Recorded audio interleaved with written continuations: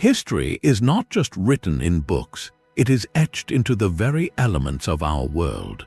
We are about to uncover 30 mysterious tales of the sacred elements, stories where earth, fire, water, and air hold secrets that challenge everything we think we know. By the end, you will possess a collection of the planet's greatest enigmas, each one a puzzle where science and legend collide.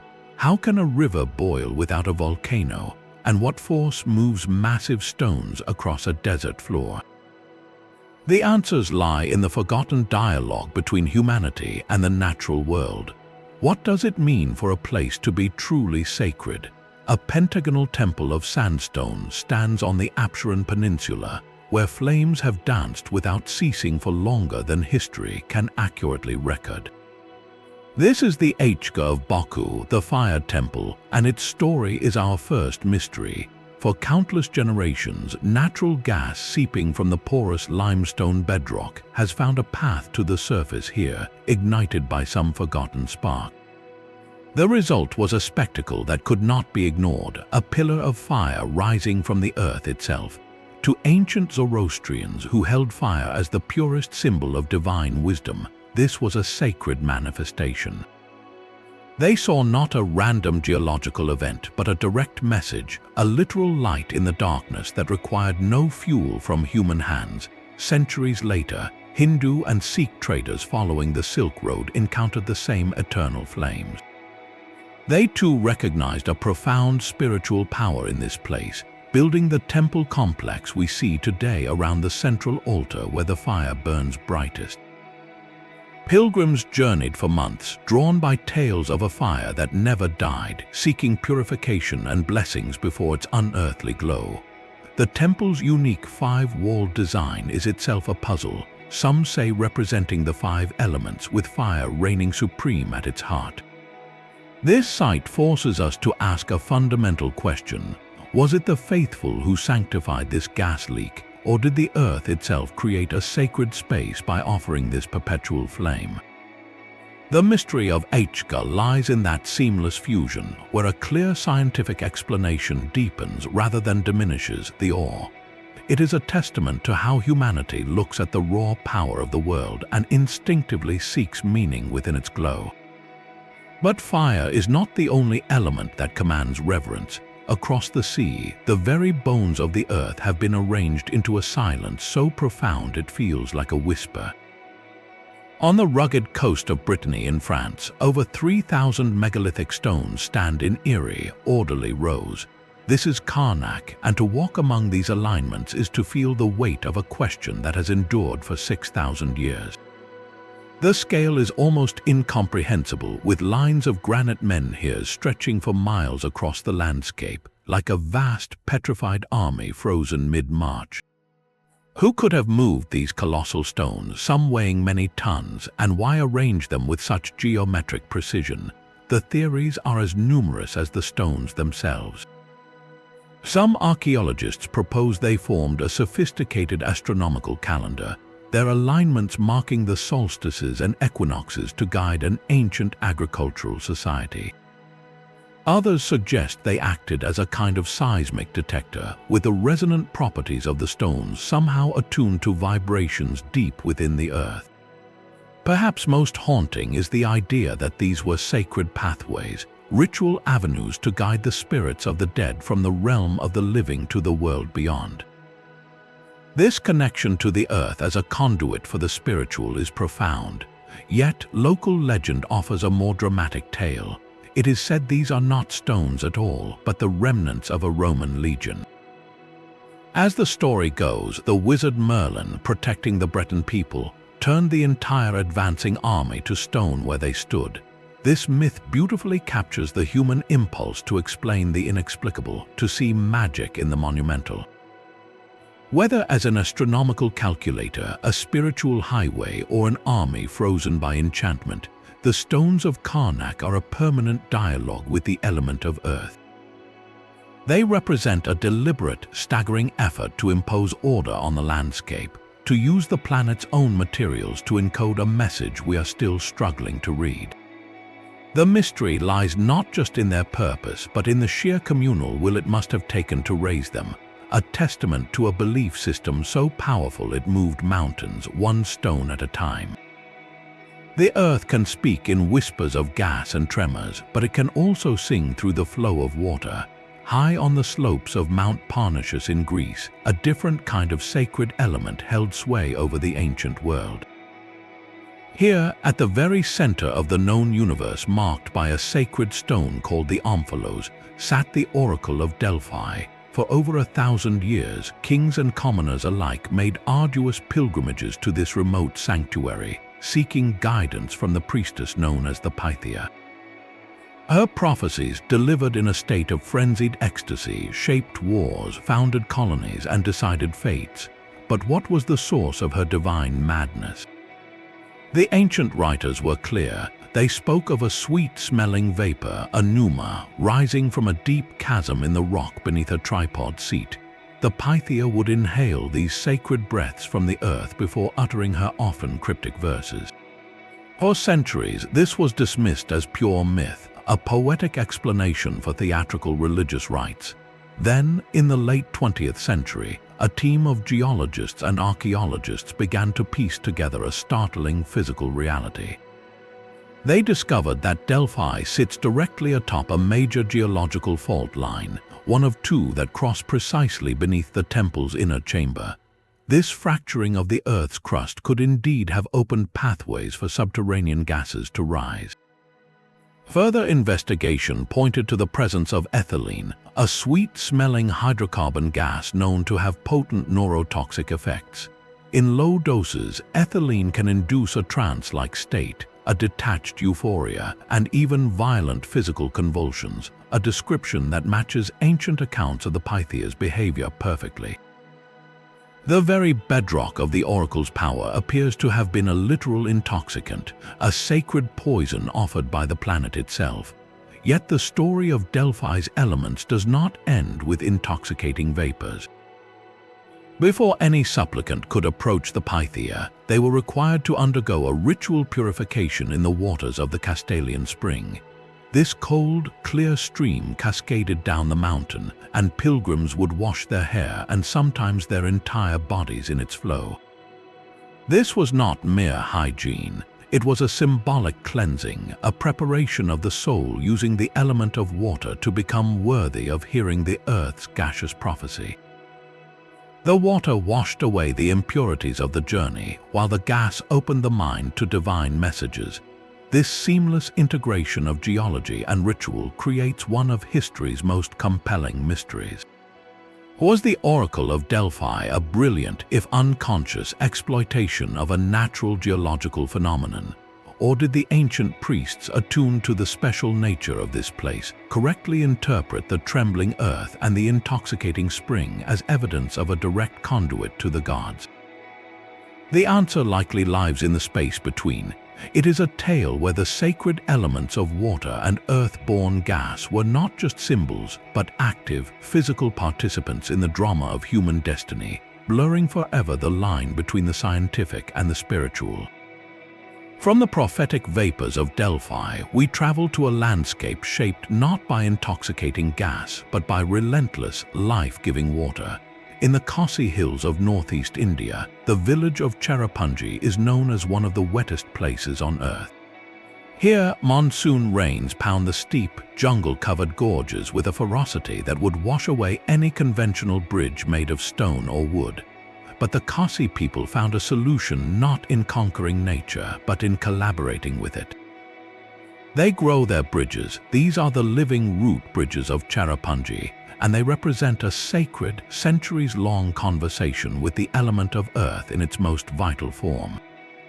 To create one, the villagers begin by guiding the slender, pliable aerial roots of the native rubber fig tree, the Ficus elastica, across a river or chasm.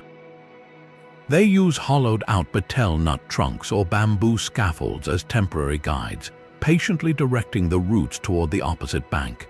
Over years and then decades, these roots thicken and strengthen, weaving together into a sturdy, living lattice.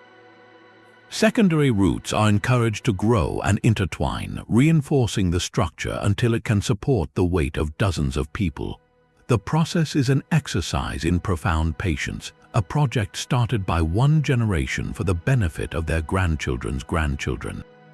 This is not engineering in the conventional sense. It is a form of botanical architecture, a sacred symbiosis. The Kosi people do not see the tree as mere material to be harvested. They view it as a partner, a living entity offering its strength in exchange for care and reverence. The bridges themselves are considered sacred gifts from nature, integral to the spiritual and physical landscape of the community.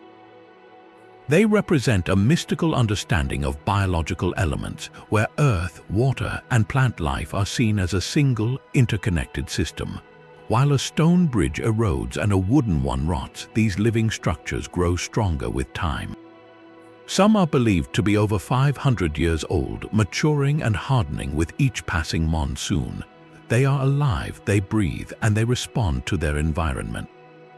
Walking across one is an utterly unique experience. You feel the gentle give of living wood underfoot, see the dappled light filter through a canopy that is part of the bridge itself, and hear the river flowing below through a structure that is also a forest. This practice embodies a harmony so complete it feels almost like magic. It challenges our modern divide between the natural world and human invention. The Kosi did not ask how to build a bridge against the elements. They asked how the elements could grow one.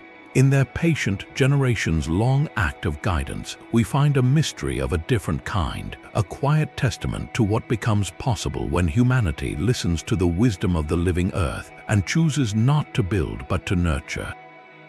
Yet the patient wisdom of the living bridge stands in stark contrast to another kind of river, one that offers not life but a swift and scalding death.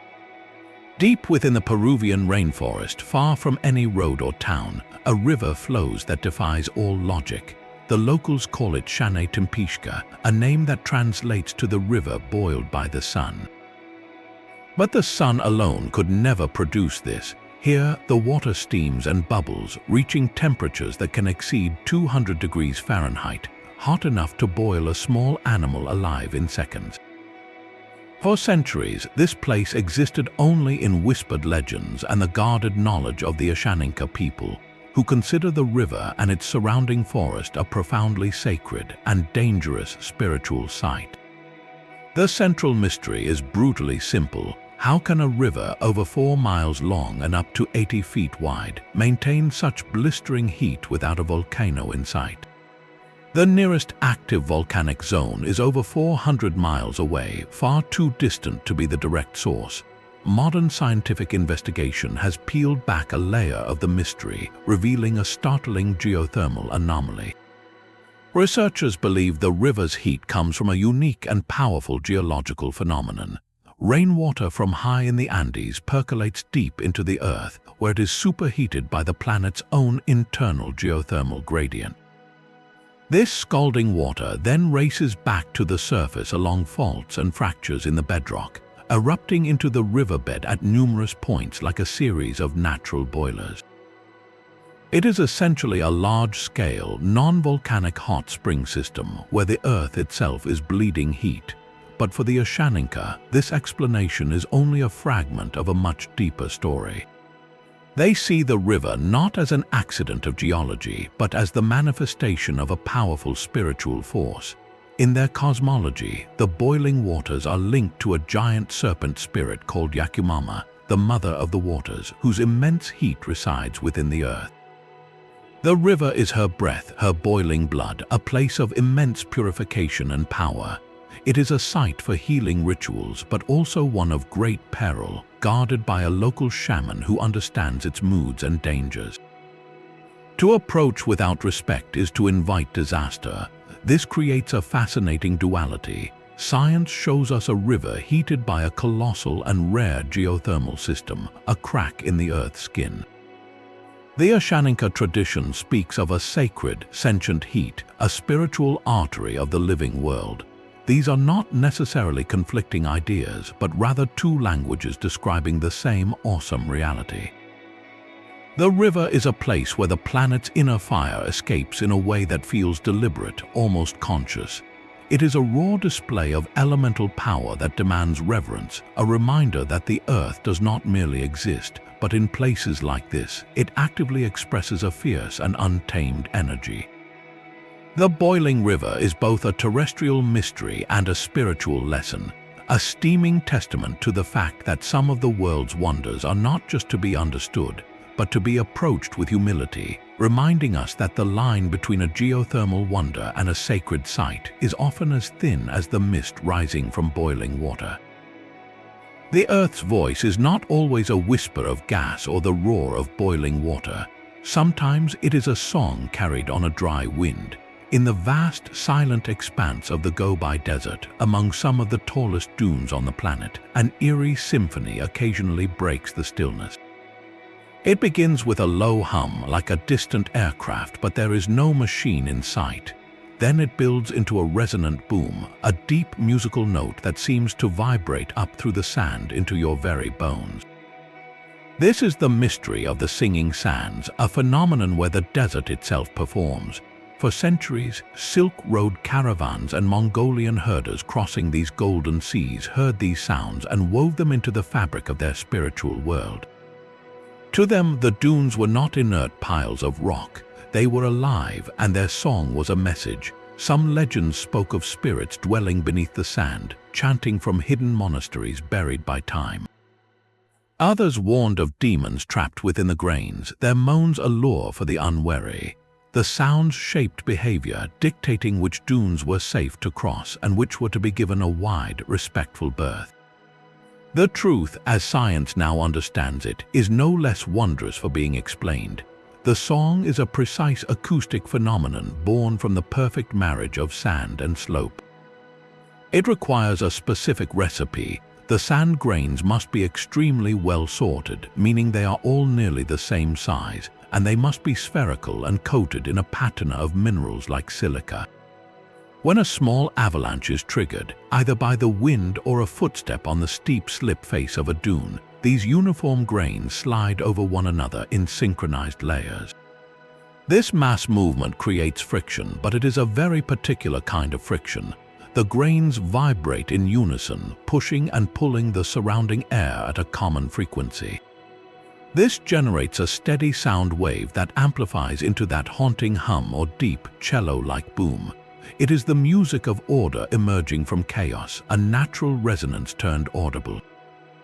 Yet, understanding the mechanics does not strip the experience of its sacred quality. Imagine a 13th century trader, alone for weeks under a boundless sky, guiding his camels through a landscape that offers no landmarks but shifting dunes. The silence is absolute, a physical weight. Then, without warning, the mountain of sand beside him begins to sing a low, mournful note. In that moment, the line between the natural world and the supernatural world would vanish. The sound was a direct communication from the element of earth, mediated by the air. It was proof that the desert was listening, and more importantly, that it could answer. This mystery beautifully illustrates how our ancestors interpreted the raw physics of their environment. They lacked the vocabulary of acoustic resonance or grain morphology, but they possessed a deep, intuitive understanding that such a striking and consistent event must have meaning. They personified the force, giving it a name and a story, because that is how humans navigate the unknown. The singing sands of the Gobi are not merely a sonic curiosity. They are a historical echo, a reminder that before we measured frequencies, we heard voices. The desert sang, and for those traveling its ancient paths, that song was a sacred dialogue with the living earth, a conversation written in the language of moving air and sliding stone. But the desert song is not its only secret performance. In another stark and silent basin, the earth stages a different kind of show, one that left a visible signature of motion in a place where nothing seemed to move. In the heart of California's Death Valley, on a bone-dry lakebed called the Racetrack Playa, a gallery of silent witnesses told a story no one could explain. Scattered across the flat, cracked mud were hundreds of rocks, from small pebbles to boulders weighing over 700 pounds, and behind them, stretching for hundreds of feet, were long, meandering trails etched into the playa's surface. These were the sailing stones, and for most of a century they presented one of geology's most charming and stubborn mysteries. In a landscape defined by extreme heat and profound stillness, the rocks appeared to have gone for leisurely, solitary walks. The trails were smooth and continuous, sometimes straight, sometimes curving in elegant loops, and even making sharp 90-degree turns. Crucially, no one had ever seen them move. The sheer barrenness of the place amplified the enigma. There were no animal tracks nearby, no signs of human interference. It was as if the stones had simply decided, under the cover of darkness or in a moment of unseen wind, to slide across the parched earth of their own volition. Theories flourished in the vacuum of evidence. Some suggested powerful, localized magnetic fields were pulling the rocks. Others, half in jest, pointed to playful aliens or subtle earth tremors. More serious proposals involved hurricane-force winds or the playa surface becoming a temporary ice rink. But without a witness, every idea remained just a guess. The stones sailed on in perfect secrecy, their journeys a private dialogue between the elements. The solution, when it finally came, was as elegant as the mystery itself. It required patience, technology, and a willingness to embrace a delicate, fleeting phenomenon. Researchers realized that the movement was a rare and beautiful conspiracy of conditions, a sacred concert performed by water, air, and earth in precise harmony. First, the playa needed to flood with a shallow layer of winter rainwater, just enough to cover the ground and soak into the clay. Then, on cold desert nights, this water would freeze into vast, thin window panes of ice around and underneath the rocks. As the morning sun rose, the ice sheets would begin to melt and fracture into large floating panels. Now, a moderate breeze, just strong enough to catch the edge of an ice sheet, but not so strong as to blow it away, would push across the playa. This wind would nudge the ice panels and the rocks embedded within them, causing them to glide slowly across the slick, muddy surface below. The stone itself was not sailing. It was being carried, a passenger on a raft of its own making, leaving a graceful trail in the soft mud as it went. The movement was slow, just a few inches per minute, and the ice would melt away completely by midday, leaving no trace of its role as the invisible engine. This solved mystery transforms the sailing stones from a paranormal puzzle into a testament to subtlety. It reveals a world where the sacred elements collaborate in a fragile, temporary ballet. The water must be present but not too much, the air must push but not shove, the earth must be soft but not too deep. When these conditions align, the inert becomes mobile and the landscape briefly animates.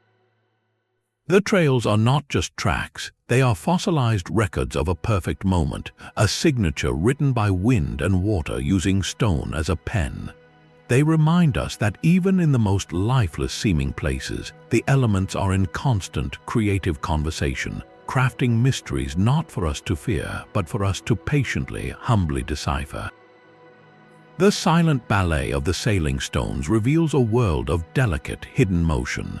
But in one of the most hostile places on our planet, the Earth stages a spectacle that is anything but subtle. In the frozen, lifeless expanse of East Antarctica, the Taylor Glacier bleeds. From a jagged crack in its towering white face, a waterfall the color of rust or dried blood pours steadily onto the ice of Lake Bonny below. This is Blood Falls, and for over a century, its crimson stain against the pristine polar landscape was a terrifying and inexplicable mystery. Early explorers who first documented it could only guess at the source. The most logical assumption was some form of red algae, a strange bloom of life coloring the meltwater. But the truth, when it was finally uncovered, was far more astonishing and ancient. The source of the falls is not a simple trick of biology. It is a time capsule, a trapped piece of a lost world. Deep beneath 1.5 miles of solid glacier ice lies a subglacial lake, a body of water completely isolated from the atmosphere and sunlight for over 1 million years. This is not ordinary water. It is a brine so hypersaline that it remains liquid at temperatures far below normal freezing, and it is saturated with iron leached from the bedrock over eons. When this ancient, iron-rich brine finally finds a fissure to the surface, it meets the oxygen in our air for the first time in 1 million years. The iron instantly oxidizes, rusting on contact and painting the flowing water a vivid, permanent red. That alone would be a staggering geological wonder, but the sacred mystery of Blood Falls runs even deeper. Scientists drilling into the outflow discovered something miraculous. This dark, salty, icy, iron-heavy environment is not sterile. It teems with life, not complex life, but a whole ecosystem of microbial extremophiles, tiny organisms that thrive in conditions we once believed were impossible for any living thing. These microbes have been sealed in their icy prison since the glacier advanced over their ancestral lake, surviving without sunlight or fresh nutrients by breathing iron and metabolizing sulfur compounds in the rock. They represent a lineage utterly separate from the rest of the biosphere, a shadow biology that has followed its own lonely evolutionary path for millennia. This transforms Blood Falls from a mere curiosity into a profound, almost sacred site. It is a direct portal to an ancient past, a demonstration of water and earth conspiring to preserve a secret. The elements here are not just scenery. The ice is a preservative, the brine is a lifeblood, and the iron is both a poison and a source of energy. This place forces us to redefine the very limits of life and resilience. In its eerie, bloody flow, we find a powerful clue about our own world and others. If life can persist here in this lightless, frozen, chemical soup, then where else could it exist? The icy moons of Jupiter and Saturn, with their hidden subsurface oceans, suddenly seem far more hospitable. Blood Falls is a sermon in elemental form, teaching us that life is not a delicate accident but a tenacious force. It clings, it adapts, and it finds a way in the most sacred and hidden places, waiting for a crack in the ice to reveal its enduring crimson signature. While Blood Falls reveals life preserved in icy isolation, another site demonstrates the Earth's inner fire escaping in a spectacle of perpetual light. On the wooded slopes of Mount Chimera in southern Turkey, dozens of small flames dance directly from the bare rock. They have done so for at least 2,500 years, a collection of eternal fires that refuse to be extinguished by wind or rain. The source is geological, not volcanic. Deep underground deposits of methane gas, a byproduct of decaying organic matter, find their way to the surface through natural fissures. Upon contact with the air, they ignite spontaneously, creating flickering blue and yellow flames that seem to sprout from the stone itself. In the ancient region of Lycia, such a phenomenon could not be seen as mere chemistry. To the people who lived in its glow, this was the very breath of a monster. Greek myth tells of the chimera, a terrifying hybrid beast with the head of a lion, the body of a goat, and the tail of a serpent. It was said to breathe devastating fire, and its lair was pinpointed right here on this mountainside where flames issued from the ground. The hero Bellerophon, riding the winged horse Pegasus, was tasked with slaying the beast, a legendary battle between man and elemental terror. The myth provided a narrative for the inexplicable, turning a natural gas seep into the exhale of a divine creature. This direct link to legend transformed the site into one of the ancient world's most significant sacred spaces. For the Lycians and later for the Romans who built a temple complex at the site, these were not monsters' breaths but sacred fires. They represented a permanent hearth, a direct connection between the underworld where the gas originated and the heavens where the flame aspired. Pilgrims would travel here to pay homage, to witness the miracle of a fire that required no fuel, a symbol of purity and eternal life. It became a major cult center for the worship of Hephaestus, the god of fire and forge, and later for Mithraic mysteries. The practical and the spiritual merged seamlessly. Travelers and sailors used the flames as a natural, ever-burning lighthouse, a fixed point of navigation along the coast. Yet its primary purpose was always ritual. To stand at Mount Chimera at night is to step into a living myth. The flames, some just a few inches high, others leaping from crevices, cast dancing shadows on the ancient stone ruins. The air carries the faint hiss of burning gas and the smell of stone heated by endless fire. You are witnessing the same exact phenomenon that inspired epic poetry and drew ancient pilgrims. This forces a compelling question. Did the myth create the sanctuary, or did the earth, by offering this eternal flame, demand that a story be told? The answer is both. The gas seep provided the raw, awe-inspiring material. The human mind, seeking to explain and honor, wove that material into a tapestry of monster and god, of heroism and worship. The eternal fires of Mount Chimera are a perfect conversation between geology and mythology. They show us how a single, persistent natural wonder can anchor an entire spiritual landscape, burning through centuries not just as a chemical reaction, but as a beacon for the human imagination, forever linking the world below to the stories we tell under the stars. From the eternal fires of a mythical beast, we journey to the silent, watchful gaze of giants carved from a single sacred element. On the most remote inhabited island on Earth, Rapa Nui, over 900 massive stone figures stand guard. These are the Moai, and their blank, imposing faces are only half the story. The true, staggering mystery is not how they were carved, but how they traveled. Each multi-ton monolith was quarried from the volcanic tuff of the Rono Roroku crater, a soft, workable stone considered the living flesh of the Earth itself. From there, they had to be moved, some of them over 10 miles across rugged, hilly terrain, to their final ceremonial platforms called Ahu along the coast. How did a society with no wheels, no metal, and no large animals achieve this? The answer lies in a sacred conversation with the element of earth, and it is a debate that continues to this day. One compelling theory, supported by local oral tradition and experimental archaeology, suggests the islanders made the statues walk. By carefully rocking a moai from side to side with a system of ropes, teams could pivot the giant forward in a slow, controlled, upright shuffle.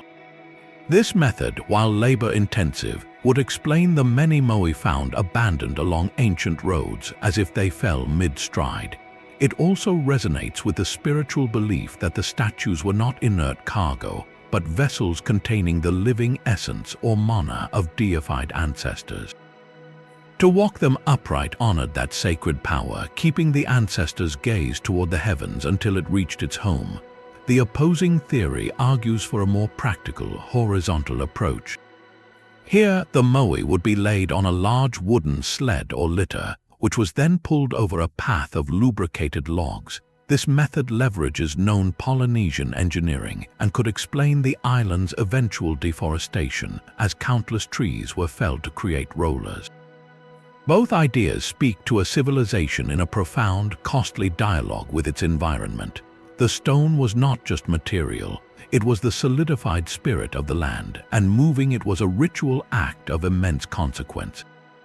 This monumental effort, however, may have sown the seeds of collapse. The obsession with erecting ever larger moai likely demanded unsustainable logging, leading to soil erosion, the loss of canoes for fishing, and societal fragmentation. The tale of the moving moai is thus a sacred mystery of Earth on multiple levels. It is about the spiritual power believed to reside within the volcanic rock. It is about the physical ingenuity required to persuade that rock to travel, and it is, tragically, about the potential cost of that sacred ambition, a reminder that even our most profound connections to the elements must exist in balance, lest the very earth we revere can no longer support the weight of our devotion. Beneath the clear, blue waters off Japan's westernmost island, the seafloor holds a secret that has divided experts for decades. Near Yonaguni, a massive, angular structure rises from the ocean depths. It is known as the Yonaguni Monument, a sprawling complex of flat terraces, sharp 90-degree angles, and what appear to be staircases and pillars, all carved from solid sandstone. At first glance, it looks unmistakably like the ruins of a sunken city, a vast plaza or a stepped pyramid swallowed by the Pacific.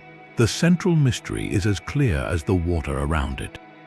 Are we looking at the handiwork of a lost civilization, or simply an astonishing and utterly natural geological sculpture? The debate is fierce and deeply personal, for it touches on one of humanity's most romantic notions, the idea of a forgotten world.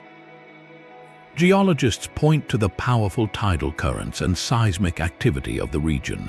They argue that the sandstone here is prone to fracturing along natural horizontal and vertical planes. Over millennia, these forces could have sheared the rock into the monument's striking, blocky formations. They see not architecture, but an incredible example of nature's own stonemasonry, a product of the sacred element of earth subjected to the relentless sculpting power of water. Yet other researchers, along with many who have dived the site, remain unconvinced. They highlight features that seem to defy natural explanation. There are two tall, perfectly parallel pillars. A precise, star-shaped carving has been identified on one wall.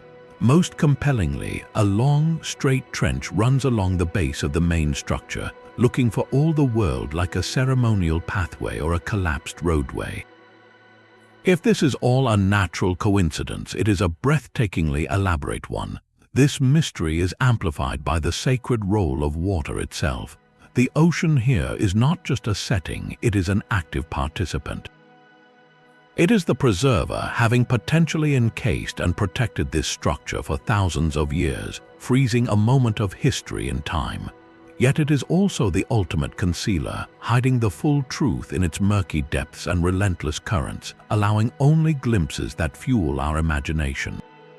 Adding to the enigma are the site's celestial connections. The primary face of the monument is aligned almost perfectly with the magnetic north, and certain features appear to correspond with the sun's position during the solstices. Such alignments are hallmarks of sacred architecture worldwide. Local legends on Yonaguni Island whisper of a land that sank beneath the waves long ago, a story that echoes the myth of the lost continent of Mu, a Pacific counterpart to Atlantis. For believers, these tales are not mere folklore but cultural memory, an echo of a cataclysm that drowned a forgotten chapter of human history. To stand on the monument's broad upper terrace, 25 feet below the surface, is to feel a profound disorientation. The scale is undeniably artificial, the angles too sharp, the geometry too repetitive. But then you notice the unbroken strata of rock continuing through a wall, a reminder that this entire formation is one single piece of bedrock. The mystery of Yonaguni lies in that tension, in the space between what our eyes insist is man-made and what geology tells us can occur without human help. It forces us to question our own perception and our deep desire to find our ancestors in the stones. Whether a natural wonder mistaken for ruins or a genuine archaeological site rewriting history, the Yonaguni Monument is a sacred puzzle offered up by the sea. It is a testament to water's dual nature, both revealing and obscuring, forever inviting us to look deeper and wonder what other stories lie buried beneath the waves, waiting for the tides of discovery to turn. The silent, submerged geometry of Yonaguni suggests a language written for the sea, but high on the barren plains of southern Peru, a different civilization composed a message on a scale so vast it can only be read from the heavens. This is the desert canvas of Nazca, where over 1,000 lines, geometric shapes, and colossal figures of animals and plants are etched into the rusty, stony earth. A hummingbird with wings spanning 300 feet, a spider over 150 feet long, a condor stretching nearly 400 feet from beak to tail. These are not mere drawings, they are geoglyphs created by the Nazca people between 2,000 and 1,500 years ago, by the simple yet monumental act of removing the dark surface stones to reveal the lighter sand beneath. The precision is breathtaking, the lines running straight for miles across the uneven terrain, the curves of the animal figures smooth and confident. But the central, enduring mystery is not how they were made, for the technique is understood. It is why. Why create art you can never see in its entirety from the ground? The most persistent theory connects the lines to a sacred plea for the most precious element in a desert world, water. The Nazca region is one of the driest places on Earth, where rain might fall for only minutes each year. Survival depended on subterranean aquifers and sporadic river flows. Many researchers believe the lines functioned as a massive astronomical calendar and ritual pathway linked to water sources. Certain lines align with the points on the horizon where the sun and specific stars rise and set during key times of the year, marking the arrival of seasonal water in the distant Andes that would feed the rivers below. The animal figures, like the hummingbird or the whale, may have represented deities or spirits connected to fertility and rain. By walking these lines in ceremonial processions, the Nazca people could have been performing rituals to communicate with these gods, tracing pathways across the earth to channel their power and summon life-giving water from the sky and the deep ground. Another theory suggests the lines themselves were sacred pathways for the dead, walkways for spirits to follow into the afterlife, with the animal glyphs serving as spiritual guides or protectors. There is even a controversial idea, popularized but largely discredited, that the lines were landing strips for ancient astronauts, yet the most compelling interpretation may be the simplest. The Nazca lines represent a sacred act of communication, but not with extraterrestrials. They were a message for the gods themselves, written on the only parchment large enough and permanent enough to be seen from their celestial realm, the skin of the earth. By transforming the desert floor into a gallery of giant symbols, the Nazca were making their presence, their piety, and their pleas visible to the divine eyes in the sky. The element of earth here is not just a resource or a foundation. It is an active participant in a cosmic dialogue, a living canvas prepared for a viewer who never walks upon it. This sacred function was preserved by a unique and sacred pact with another element, air. The Nazca Plateau is one of the most windless places on the planet. The lack of strong erosive winds, combined with a thin layer of iron oxide-coated stones that shield the lighter sand below, has kept these fragile scrapings in near-perfect condition for 2 millennia.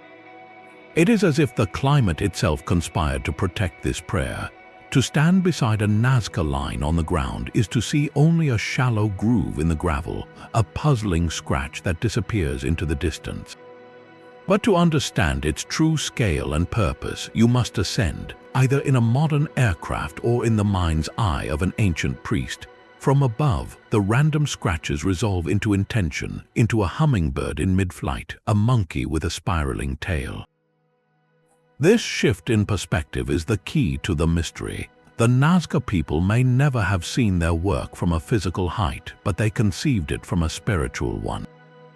They held the complete image in their collective mind, trusting that the gods above would see it too.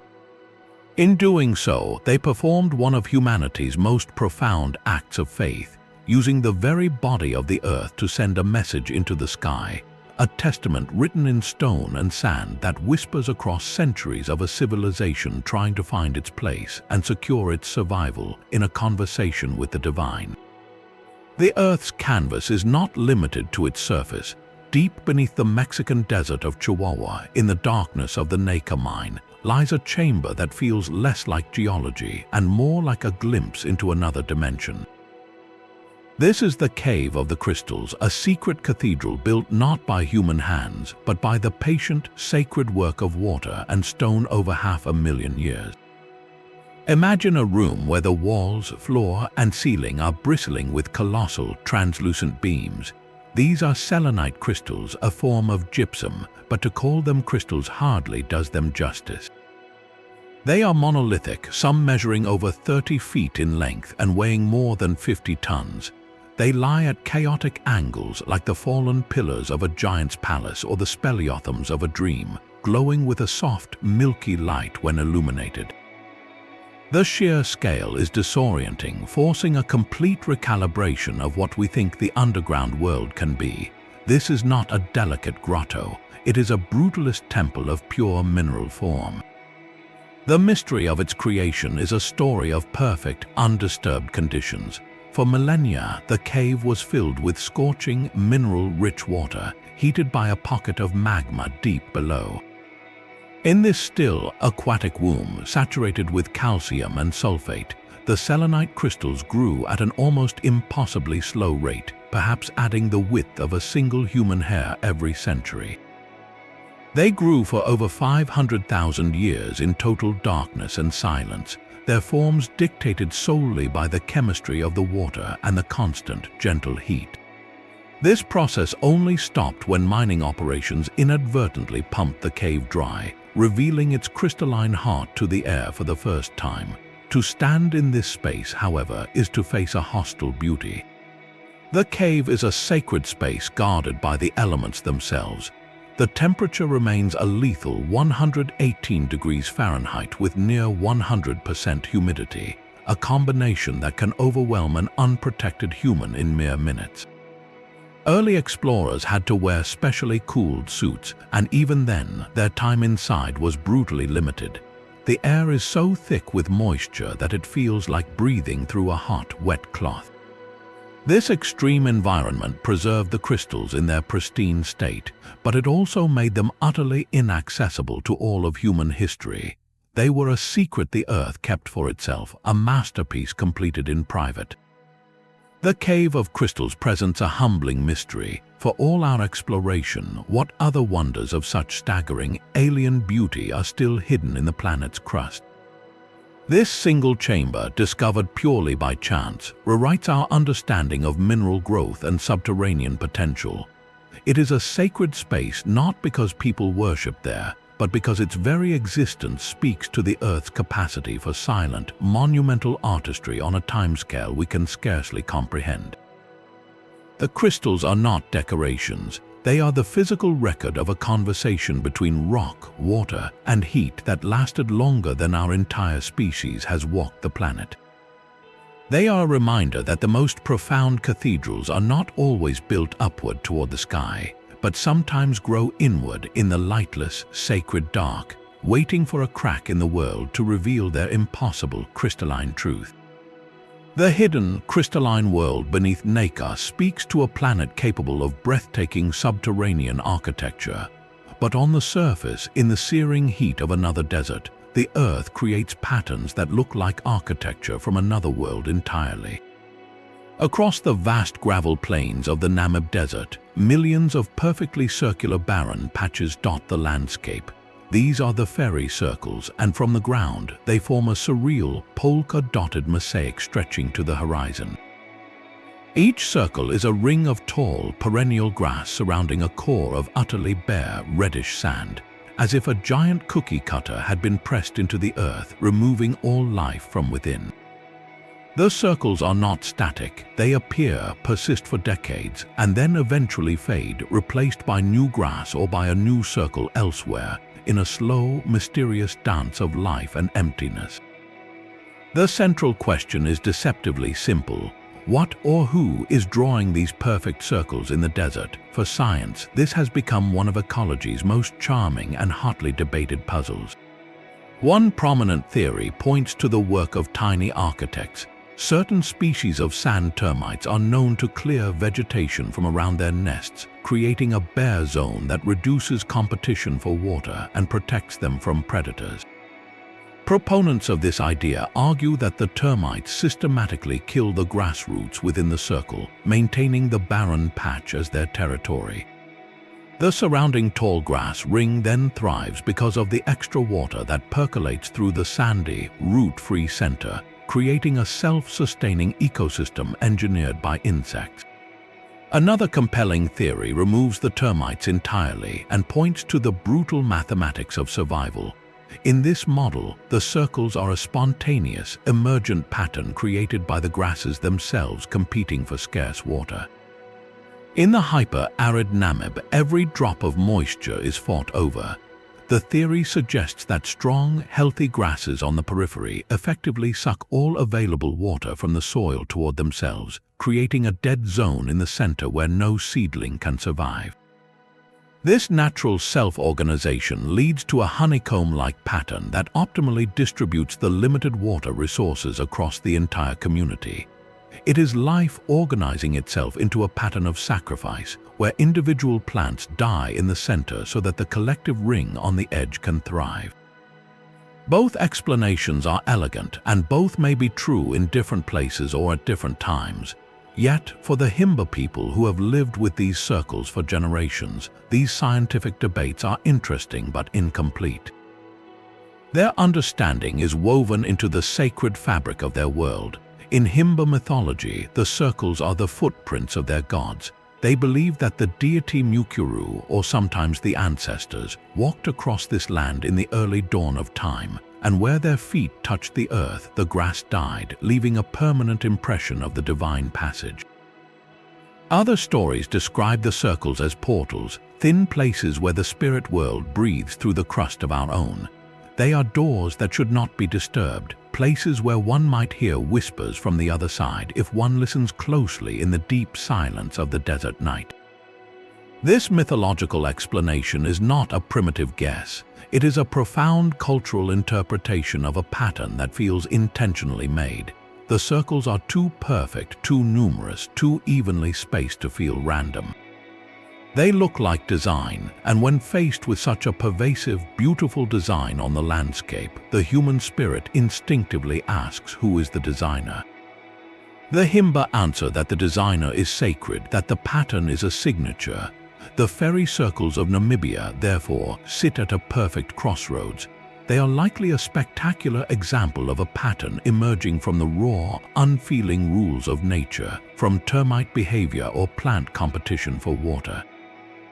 Yet they are also undeniably sacred art, a canvas upon which humanity has projected meaning, seeing the footsteps of gods in the places where the grass refuses to grow. This tale reminds us that a mystery does not lose its power when we find a scientific mechanism. Instead, the mechanism becomes the brush, and the pattern it paints can still speak to the soul. The circles are a dialogue between the element of earth, the life it sustains, and the stories we tell to explain the beautiful, strange emptiness in our world. The footprints of gods in the Namibian sand speak of a sacred, subtle design. But in the heart of another desert, humanity accidentally unleashed a vision of pure, elemental fury that looks like a portal to another realm. In the vast, empty Karakum Desert of Turkmenistan, the ground itself seems to have cracked open in a permanent, roaring wound. This is the Darvaza gas crater, known to the world as the door to hell. It is a pit over 200 feet wide and nearly 100 feet deep, and its floor has been a lake of fire for more than 50 years. The story of its creation is not one of ancient myth, but of a very modern miscalculation. In 1971, Soviet geologists were drilling in this remote area, searching for what they believed were vast reserves of oil. Instead, their rig hit a pocket of natural gas so large and under such pressure that the ground beneath it simply gave way. The drilling platform and all their equipment collapsed into a newly formed cavern, leaving a gaping crater that began spewing methane gas, a potent and dangerous greenhouse gas, into the atmosphere. Fearing the environmental and health hazards of the uncontrolled leak, and concerned that the poisonous gas could asphyxiate nearby wildlife or even nomadic communities, the engineers made a fateful decision. They set it on fire. Their assumption was straightforward. They believed the gas in the cavern would burn off within a few weeks, solving the problem through a controlled, if dramatic, combustion. But they had gravely underestimated the size of the subterranean reservoir. The fire did not burn out in weeks. It has continued to burn day and night for over 5 decades. The man-made accident created a permanent, awe-inspiring monument to the element of fire. To stand at the crater's rim at night is to witness a scene of biblical grandeur. The desert darkness is absolute, broken only by the stars above and the infernal glow below. Flames lick the crater walls in hues of orange and yellow, while the main body of the pit churns with a molten-looking, shimmering heat. The roar is a constant, low thunder, and the heat radiating upward is intense enough to be felt even from a safe distance. The crater has transformed from an industrial mistake into a stark, mesmerizing reminder of the powerful and volatile forces we often take for granted, trapped in the Earth's crust. It is a visceral lesson in scale. That single drilling tap unleashed a resource so vast it has fueled a continuous flame for generations. Today, the door to hell is a surreal tourist attraction, drawing adventurous travelers to this isolated corner of the world. They camp on the cold desert sand, their faces illuminated by the hellish glow, contemplating this strange intersection of human error and planetary power. The crater forces a profound question. Did we open a door to hell, or did we merely reveal a fire that was always waiting beneath our feet? It stands as a modern, unintended sacred site, a place where the raw, untamed element of fire commands a fearful respect, reminding us that our interactions with the Earth's hidden energies can sometimes create legends that burn far longer than we ever intended. The door to hell is a fire we ignited, a wound in the Earth we keep open. But on a high mountain road halfway across the world, the Earth itself seems to play a gentle, convincing trick on the senses. On the stark and breathtaking Leh Kargil Highway in the Ladakh region of India, there exists a stretch of road where the impossible appears routine. Stop your car at a specific marked spot, put it in neutral, and release the brake. Slowly, almost magically, the vehicle will begin to roll forward. The astonishing part is that it appears to be rolling uphill. This is the magnetic hill, a place where gravity itself seems to have been reversed, where the sacred element of Earth contorts perception into a perfect mystery. The experience is disarmingly simple and profoundly convincing. You feel the gentle acceleration, you see the road slope upward ahead of you, and all your senses confirm that you're being pulled up an incline against the natural pull of the planet. For generations, this phenomenon fueled incredible explanations. Travelers and locals spoke of a powerful magnetic force within the hill itself, so strong it could pull the metal of a car upward, defying gravity. Others, sensing a more divine hand, believed the hill was a sacred spot blessed by saints, a place where the normal laws of the universe were suspended as a sign of spiritual power. It became a site of pilgrimage and wonder, a tangible glitch in the matrix of reality that invited both scientific curiosity and deep reverence. The truth, once uncovered, is a masterpiece of natural illusion. The hill is not magnetic and the car is not rolling uphill. It is rolling ever so slightly downhill. The entire mystery is crafted by the surrounding topography. The magnetic hill is located in a vast, barren valley surrounded by massive, imposing mountain ranges. In this particular spot, the horizon line is completely obscured by the terrain. The distant mountains and the slope of the adjoining land create a false visual reference. What our brain interprets as the true horizon is actually a steep mountainside slanting upward. Compared to this false horizon, the road itself, which has a genuine, gentle downward slope of about 3%, appears to be tilting upward. Our perception is hijacked. We trust the grand, dominating landscape to tell us what is level, and it lies to us with perfect conviction. This makes the phenomenon no less sacred, however. It transforms from a story of magnetic force to a profound lesson in human perception.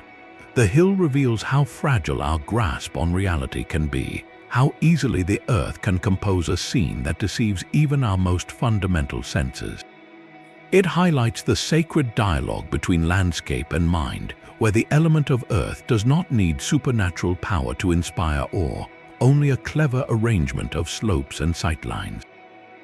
To stand at the magnetic hill is to participate in a benign, ancient magic trick performed by the planet itself. It asks a humbling question.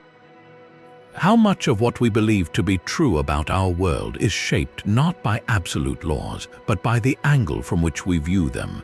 In Ladakh, the earth offers a gentle reminder that wonder often lies not in the suspension of natural law, but in the elegant, simple ways those laws can fool us into seeing the miraculous.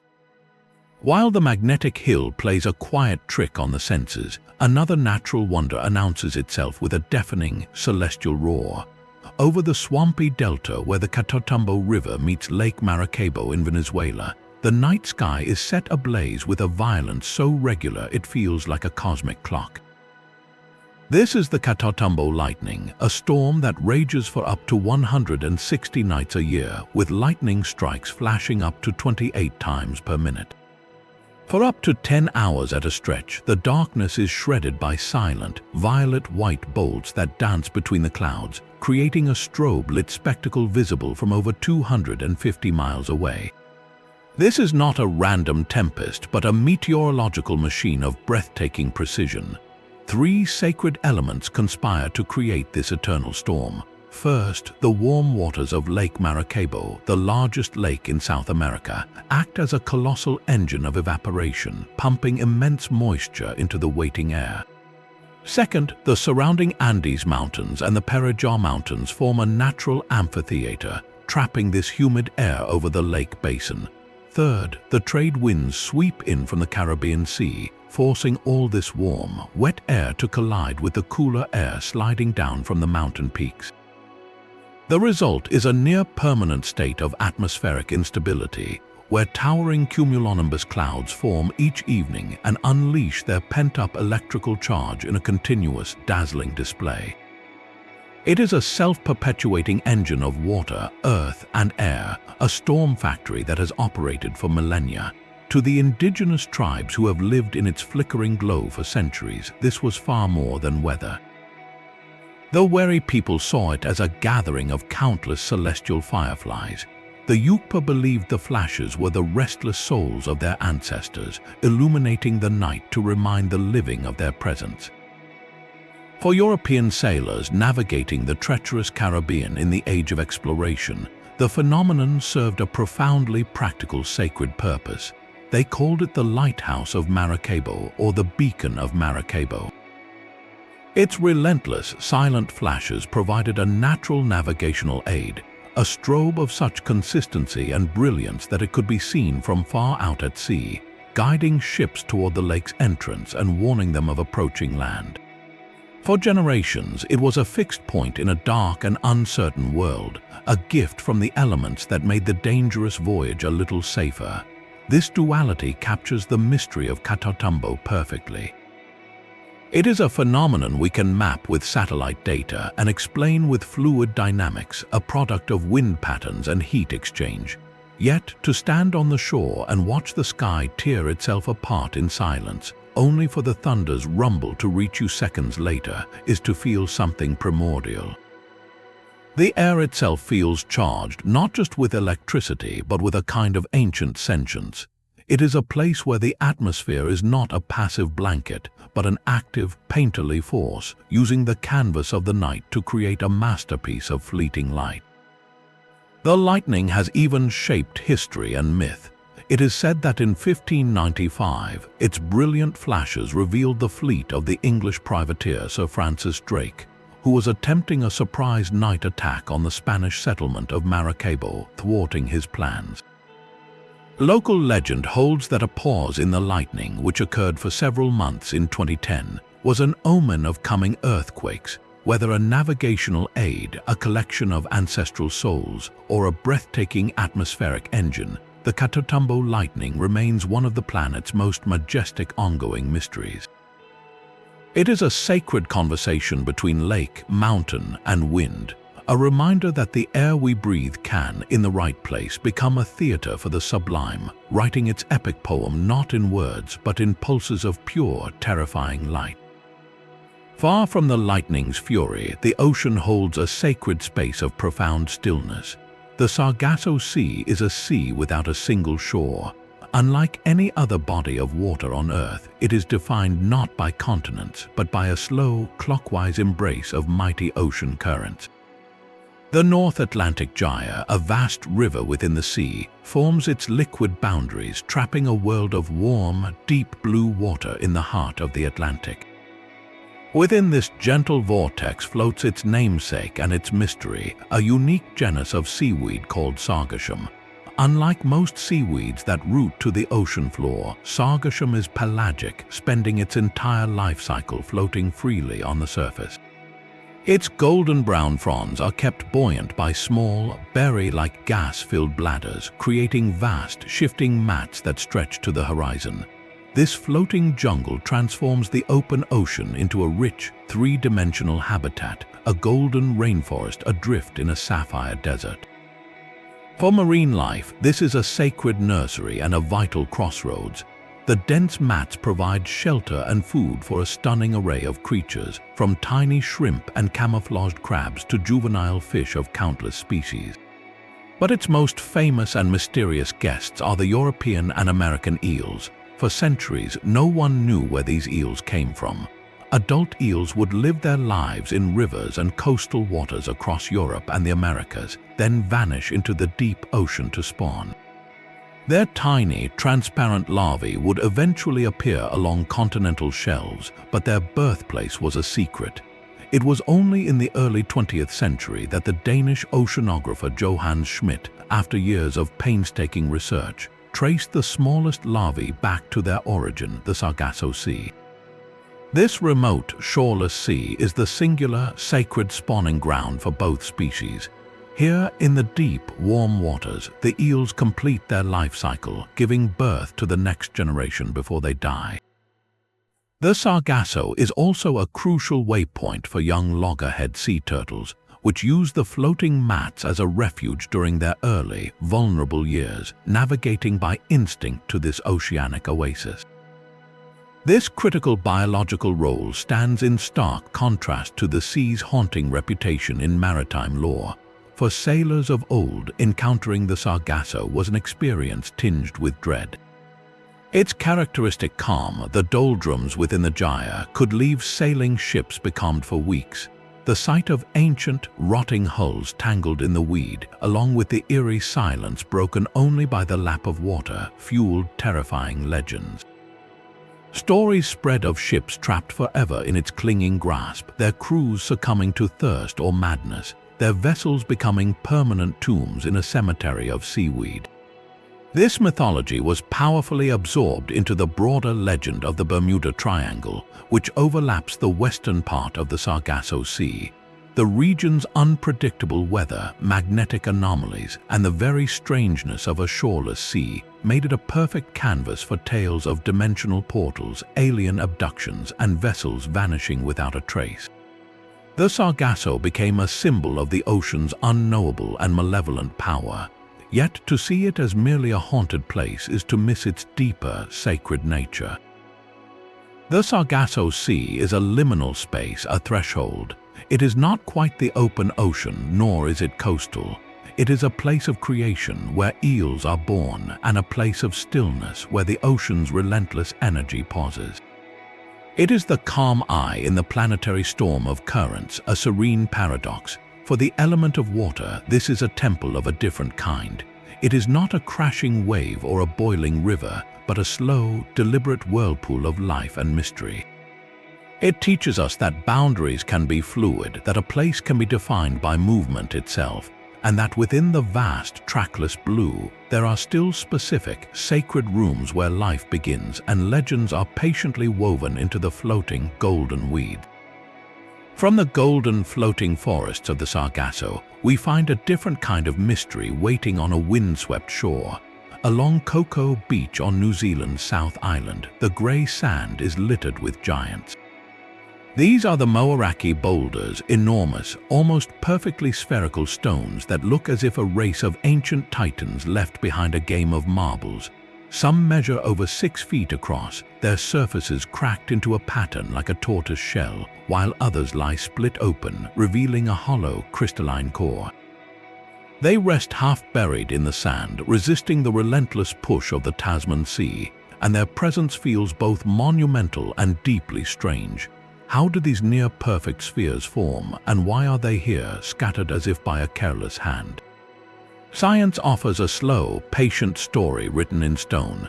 These boulders are not boulders at all in the traditional sense. They are concretions. Over 60 million years ago, this beach was the bottom of a deep sea, a vast plain of soft mud and decaying marine life. Within that mud, minerals began to precipitate around a central nucleus, perhaps a fossilized shell or a fragment of bone. Layer by microscopic layer, like a pearl growing in an oyster, the sphere slowly accreted. The process was governed by the uniform diffusion of minerals through the saturated mud, resulting in that startling spherical shape. The distinctive cracked pattern on their surface, called septaria, formed later as the concretion dried and shrank, its interior fracturing and filling with calcite crystals. Millions of years of geological uplift then raised this ancient seafloor into land, and the relentless erosion by wind and water stripped away the softer surrounding mudstone, leaving these hardened spheres to roll onto the modern beach.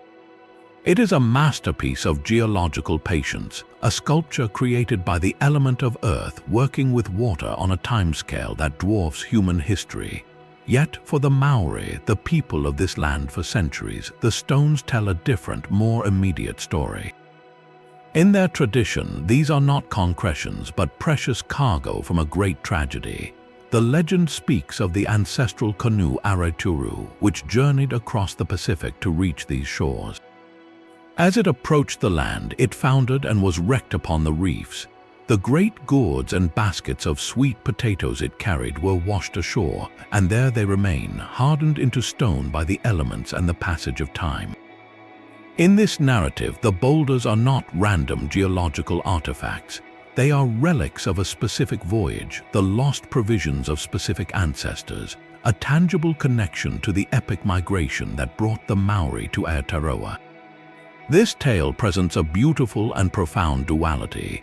We have a complete scientific explanation, a clear chain of cause and effect that demystifies the spheres. Yet the mystery is not erased, it is transformed. The scientific story speaks to the how, a slow, chemical whisper from the deep past. The Maori legend speaks to the why, a sacred story of origin, loss, and perseverance that ties the people to this specific stretch of coast. One narrative does not invalidate the other. Instead, they exist in parallel, each enriching the understanding of the place. To stand beside a Moeraki boulder is to feel the weight of both stories. You can run your hand over the cool, hard surface and comprehend the millennia of mineral deposition.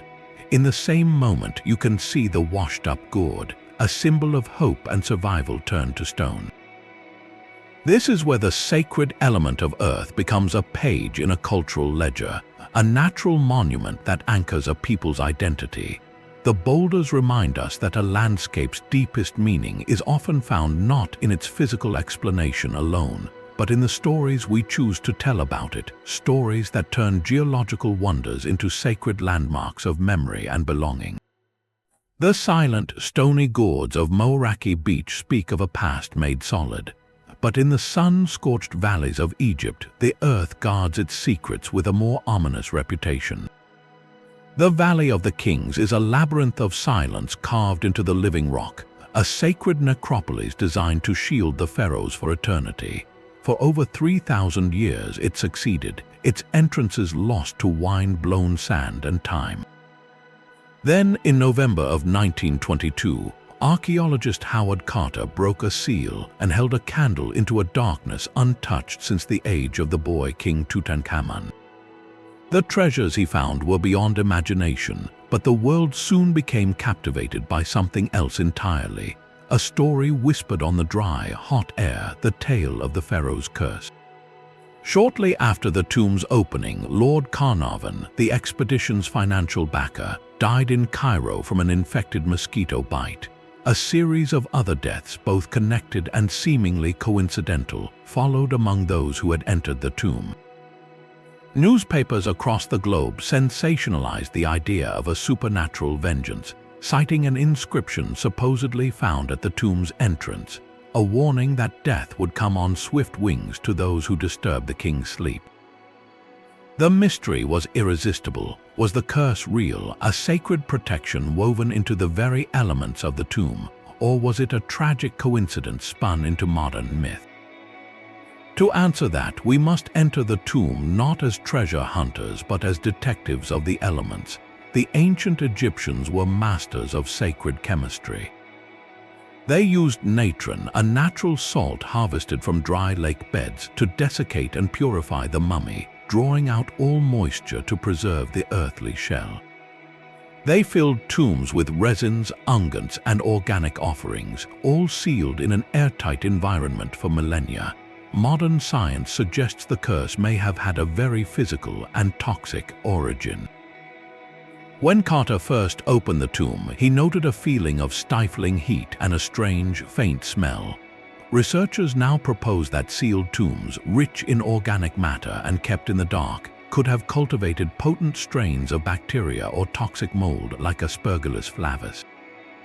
Disturbing the stillness would have released ancient spores into the air, which, when inhaled by those with weakened immune systems, could have caused severe respiratory infections or even death. Another, more speculative theory points to the sacred elements themselves. The Egyptians used vivid pigments in their tomb paintings, some of which contained arsenic or other heavy metals. They also prized certain minerals and stones for their protective amulets. Could some tombs have contained naturally occurring radioactive elements in the rock or the burial goods, exposing unwary explorers to slow, invisible poisoning? This idea of a toxic tomb, a sacred space literally poisoned by time, offers a compelling scientific narrative, yet the power of the curse cannot be reduced to microbiology alone. The ancient Egyptians did inscribe curses on some tombs, not as supernatural spells, but as legal and divine deterrents. They were warnings from the pharaoh's eternal authority, meant to protect the sacred earth-bound remains and the cosmic order of Maat.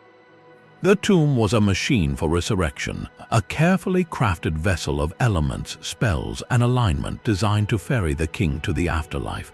To violate it was to risk divine retribution, a concept that resonated deeply with the early 20th century public, still steeped in Victorian spiritualism and a fascination with the occult. The so-called curse, then, is a perfect storm, a confluence of sacred earth, potentially poisoned air, and potent human psychology. The isolated, dramatic deaths created a pattern-seeking narrative that the human mind is desperate to fill. In the shadowy silence of the valley, every cough, every fever, could be reinterpreted as the breath of a vengeful god. The tale of the curse endures because it speaks to a primal fear, that some places are sacred not just in spirit but in substance, and that disturbing the deep, elemental sleep of the past might just have consequences we can feel, if not fully understand. It is a reminder that the past is not always passive, and that the air in ancient places can carry more than just dust. High in the Tian Shan Mountains of Kazakhstan, a ghost forest stands in silent, turquoise water. This is Lake Kindy, a place where the sacred elements of earth and water performed a sudden, violent act of creation. In 1911, a catastrophic earthquake triggered a colossal limestone landslide, which roared down the mountain slope and slammed into the narrow valley below. The fallen rock formed a perfect natural dam, nearly 1,000 feet long and over 300 feet high, blocking the path of a small river. Water began to pool behind this earthen wall, slowly and inexorably flooding the valley. A thriving spruce forest stood in its path. The trees were drowned where they grew, their roots still anchored in the original soil, now buried under silt and 30 feet of icy mountain water. What was lost, however, was also preserved. The lake's water, fed by mountain springs, remains frigid year-round. This cold acts as a natural embalming fluid, slowing decomposition to a near standstill. The submerged trunks have not rotted. Instead, they have undergone a remarkable transformation. Minerals in the water have gradually petrified the wood, hardening it and giving the bark a stark, pale gray, almost bone-like appearance. Above the surface, the dead, sun-bleached trunks and barren branches claw at the sky, a stark skeleton of the forest that was. Below the waterline, the scene is even more haunting. Sunlight filters through the astonishingly clear, turquoise water, dappling the submerged trunks and the branches that still hold their pine needles, preserved in a state of eternal green. This sunken grove has become an accidental, sacred monument, a new ecosystem born from disaster. The ghostly trunks now serve as a substrate for vibrant freshwater sponges and algae, while schools of small fish, introduced decades later, dart through this labyrinth of wood and light. For divers, it is a surreal and profoundly peaceful experience, a silent ballet through the bones of an old world now belonging to fish and filtered light. The lake does not feel like a grave but like a chapel. The violent marriage of earth and water that created it has resulted in a place of stunning, melancholic beauty. It is a natural sculpture carved not by an artist's hand, but by the planet's own restless shifting. Lake Kindy stands as a poignant reminder that the sacred elements are not always gentle, and that from sudden, destructive force can emerge a mystery of breathtaking stillness, a forest that died in order to become something eternally and eerily alive. The ghostly stillness of a drowned forest is a monument to silence, but sometimes the earth itself is carved to speak. In a quiet field near the village of Kingston Lisle in Oxfordshire, England, a single, weathered sarsen stone holds a voice. This is the Blowing Stone, a block of ancient sandstone about the size of a large armchair, with several natural holes bored through it. Its appearance is unassuming, a grey lump in the grass. But lean close, place your lips against the largest hole, and blow with the right force and angle, and the stone will answer. It emits a deep, resonant, horn-like bellow that can carry for miles across the open countryside, a sound that feels utterly alien coming from solid rock. This is not a random whistle of wind. It is a deliberate, powerful note, a signal born from the marriage of earth and air. The mystery lies in who first discovered this voice and what they used it to say. Geologically, the stone is a traveler. Sarsens are the same hard sandstone blocks that form the mighty trilithons of Stonehenge, deposited over 60 million years ago and scattered across southern England by ancient ice sheets. This particular stone likely began its human story not as an instrument, but as a sacred piece of architecture. Most archaeologists believe it was originally part of a Neolithic burial chamber, a dolmen, perhaps serving as a capstone or a portal stone for a tomb that has long since vanished. Its holes may be natural, formed by eons of water erosion exploiting softer pockets in the rock. For the people who raised it thousands of years ago, its unusual form would have been significant, perhaps seen as a stone already shaped by spirits, a natural artifact chosen for its distinctive character to guard the dead. Its potential to make sound might have been discovered accidentally, its deep moan interpreted as the voice of an ancestor or an earth spirit, integrating it into rituals where the boundary between the living and the dead was thin. Centuries rolled over the field and the stone's original context was forgotten, but its voice was not. It was rediscovered and woven into the rich tapestry of English folklore, attaching itself to two very different legends. The most famous tale links it to the giant Albion, the mythical first inhabitant of ancient Britain. In this story, the colossal Albion used the stone as his personal hunting horn, its blast so mighty it could summon his fellow giants from across the land. This myth roots the stone in a primal, pre-human world, a tool for beings of elemental power. The other, more historical legend ties it to King Alfred the Great, the Saxon king who fought the Viking invasions in the 9th century. As the story goes, Alfred, hiding in the nearby Berkshire Downs after a defeat, used the blowing stone to rally his scattered troops. One long, mournful note across the valleys became a call to arms, a secret signal that only his loyal men would recognize and answer. This story transforms the stone from a giant's toy into an instrument of national salvation, a clever use of the landscape's own features in a time of crisis. Both legends, giant and king, speak to the same human understanding. They recognize that this was not just a rock, it was a technology. In a world before metal trumpets or modern communication, a sound that could travel such a distance was a form of magic, a sacred amplification of human breath. The element of air, forced through a specific conduit in the element of earth, created a reliable, powerful signal. This made the location sacred not for what it contained, but for what it could project. It became a landmark defined by its function, a natural broadcast tower. The blowing stone thus sits at a perfect crossroads of time. Its physical form is a relic of Neolithic ritual, possibly involved in ceremonies for the dead. Its legendary function is a tool of medieval warfare and mythic power, and its enduring presence is a tactile mystery, a puzzle you can put your lips to and test for yourself. The stone challenges our separation of history and prehistory. It suggests that a feature of the landscape, once imbued with meaning, can carry that meaning forward, adapting to new stories while retaining its essential, strange power. When you blow into the hole today, you are not just making a loud noise. You are channeling air through a vessel that has carried the breath of giants, the summons of kings, and perhaps the chants of ancient priests. It is a sacred conversation with the past where a single, deep note bridges thousands of years, reminding us that the earth does not only keep secrets. Sometimes, if you know how to ask, it will answer. The voice of the blowing stone is a human breath made monumental, but in another ancient land, water itself has built a palace of pure, silent stone. In western Turkey, spilling down a mountainside above the fertile Mendirs River valley, lies a vision in white so brilliant it seems carved from snow or clouds. This is Pamukkale, the Cotton Castle, a cascading series of petrified waterfalls, terraced pools, and gleaming ridges that have been forming for over 14,000 years.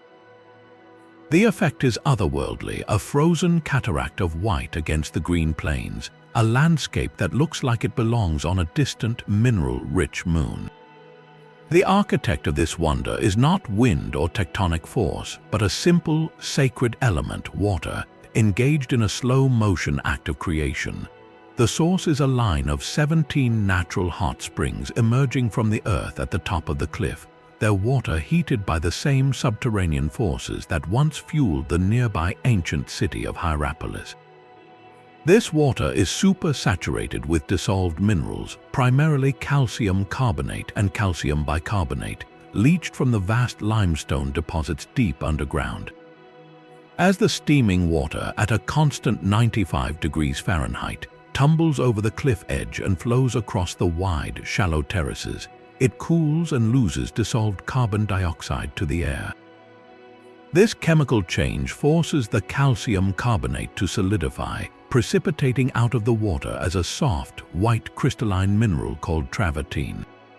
Layer by microscopic layer, over thousands of years, this deposition has built the entire staggering structure, the terraces themselves. The water continues to flow in thin, shimmering sheets over the rims of these natural basins, constantly adding new layers, making the landscape both ancient and perpetually newborn. The terraces are not static sculptures, but living geology, still being written by the endless flow. To walk upon them is to tread on the accumulated breath of the earth, on stone that was liquid a moment ago in geological time. The pools, filled with that same warm, mineral-rich water, glow in shades of turquoise and sky blue against the stark white, creating a visual harmony that feels divinely composed. But long before it was called the Cotton Castle, this place was sacred ground. At the summit of this white mountain, the Greeks and later the Romans built the magnificent spa city of Hierapolis, founded around 190 years before the Common Era. They recognized the springs not just as a curiosity, but as a divine gift. The city was dedicated to Hades, the god of the underworld, and to his wife Persephone, a fitting patronage for a place where hot water, the very blood of the earth, emerged from the depths. The thermal waters were believed to be a direct conduit to the healing power of the gods. Hierapolis became one of the ancient world's most renowned therapeutic centers, a destination for the sick and the weary from across the empire. They came to bathe in the sacred pools, to drink the waters, and to seek cures for everything from rheumatism to heart disease. The city was built around this function, with a vast complex of public baths, sacred pools, and a monumental fountain where the hot water was channeled for public use. One particularly striking feature is the antique pool, also called Cleopatra's Pool, where swimmers today can still float among submerged columns and marble blocks from a temple that collapsed into the water during an ancient earthquake. To bathe there is to immerse yourself in both history and element, in warm water that has been flowing since before the Romans gave it a name. This tale of Pamukale beautifully unites the sacred, creative, and therapeutic roles of water. The same element that patiently sculpted a blinding white castle from dissolved stone also provided a tangible, physical solace to countless generations. The water shaped the physical landscape with breathtaking artistry, and in turn, it shaped a human civilization that organized itself around the promise of that water's grace. It is a place where geology and mythology flow from the same source, where the earth offers both a spectacle for the eyes and a balm for the body. Pamukale stands as a serene counterpoint to the violent, fiery, or mysterious tales of other elements. Here, the sacred work of water is gentle, persistent, and openly generous, a reminder that the planet's most profound beauties are often born from its quietest, most nurturing processes. A warm whisper from the deep that builds castles and heals souls, one mineral drop at a time. The warm, healing waters of Pamukale speak of a gentle, nurturing earth, but on a lonely stretch of Texas desert, the night air itself seems to fracture into silent, watchful ghosts. Along U.S. Highway 67, outside the remote town of Marfa, a phenomenon has flickered in the darkness for longer than anyone can remember. These are the Marfa lights, and to witness them is to question the very nature of what you see. On the flat, expansive scrubland, against the distant silhouette of the Chinoti Mountains, glowing orbs of light spontaneously appear. They are described as basketball-sized spheres, sometimes white, sometimes tinged with red or green. They dance, they split apart, they merge, and they drift with an intelligence that feels utterly separate from the starry sky above. They appear without warning and vanish just as suddenly, leaving behind only a profound sense of mystery under the vast Texas sky. Eyewitness accounts stretch back to the 1880s, when cowboys driving cattle through the region reported strange campfires that could never be found, and settlers saw what they called ghost lights moving along the horizon. The consistency of the reports over a century, from ranchers to pilots to skeptical scientists, gives the phenomenon a stubborn reality. It is not a single hysterical sighting, but a persistent, documented event that refuses to be easily dismissed. Science has stepped into this arena of wonder with a battery of hypotheses, each attempting to anchor the lights to the physical world.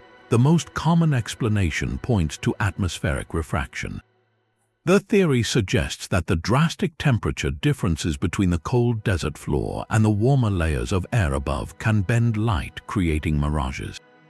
Distant car headlights from Highway 67, or even the porch lights of a ranch dozens of miles away, could be stretched, magnified, and distorted into floating orbs that appear much closer than their actual source. Other investigations have proposed static electricity, piezoelectric charges generated by the quartz-rich bedrock under tectonic stress, or even the gentle glow of bioluminescent bacteria or oxidizing swamp gas, though the arid environment makes the latter unlikely. Yet for every proposed solution, there is a confounding detail. Witnesses swear the lights move against the wind or react to being approached or appear in areas far from any road. Some dedicated observers have noted the lights predate the automobile entirely, a fact that neatly severs the tether to modern headlights. This gap between explanation and experience is where the sacred stories bloom. For the local communities, especially those with deep roots, the lights are not a physics problem.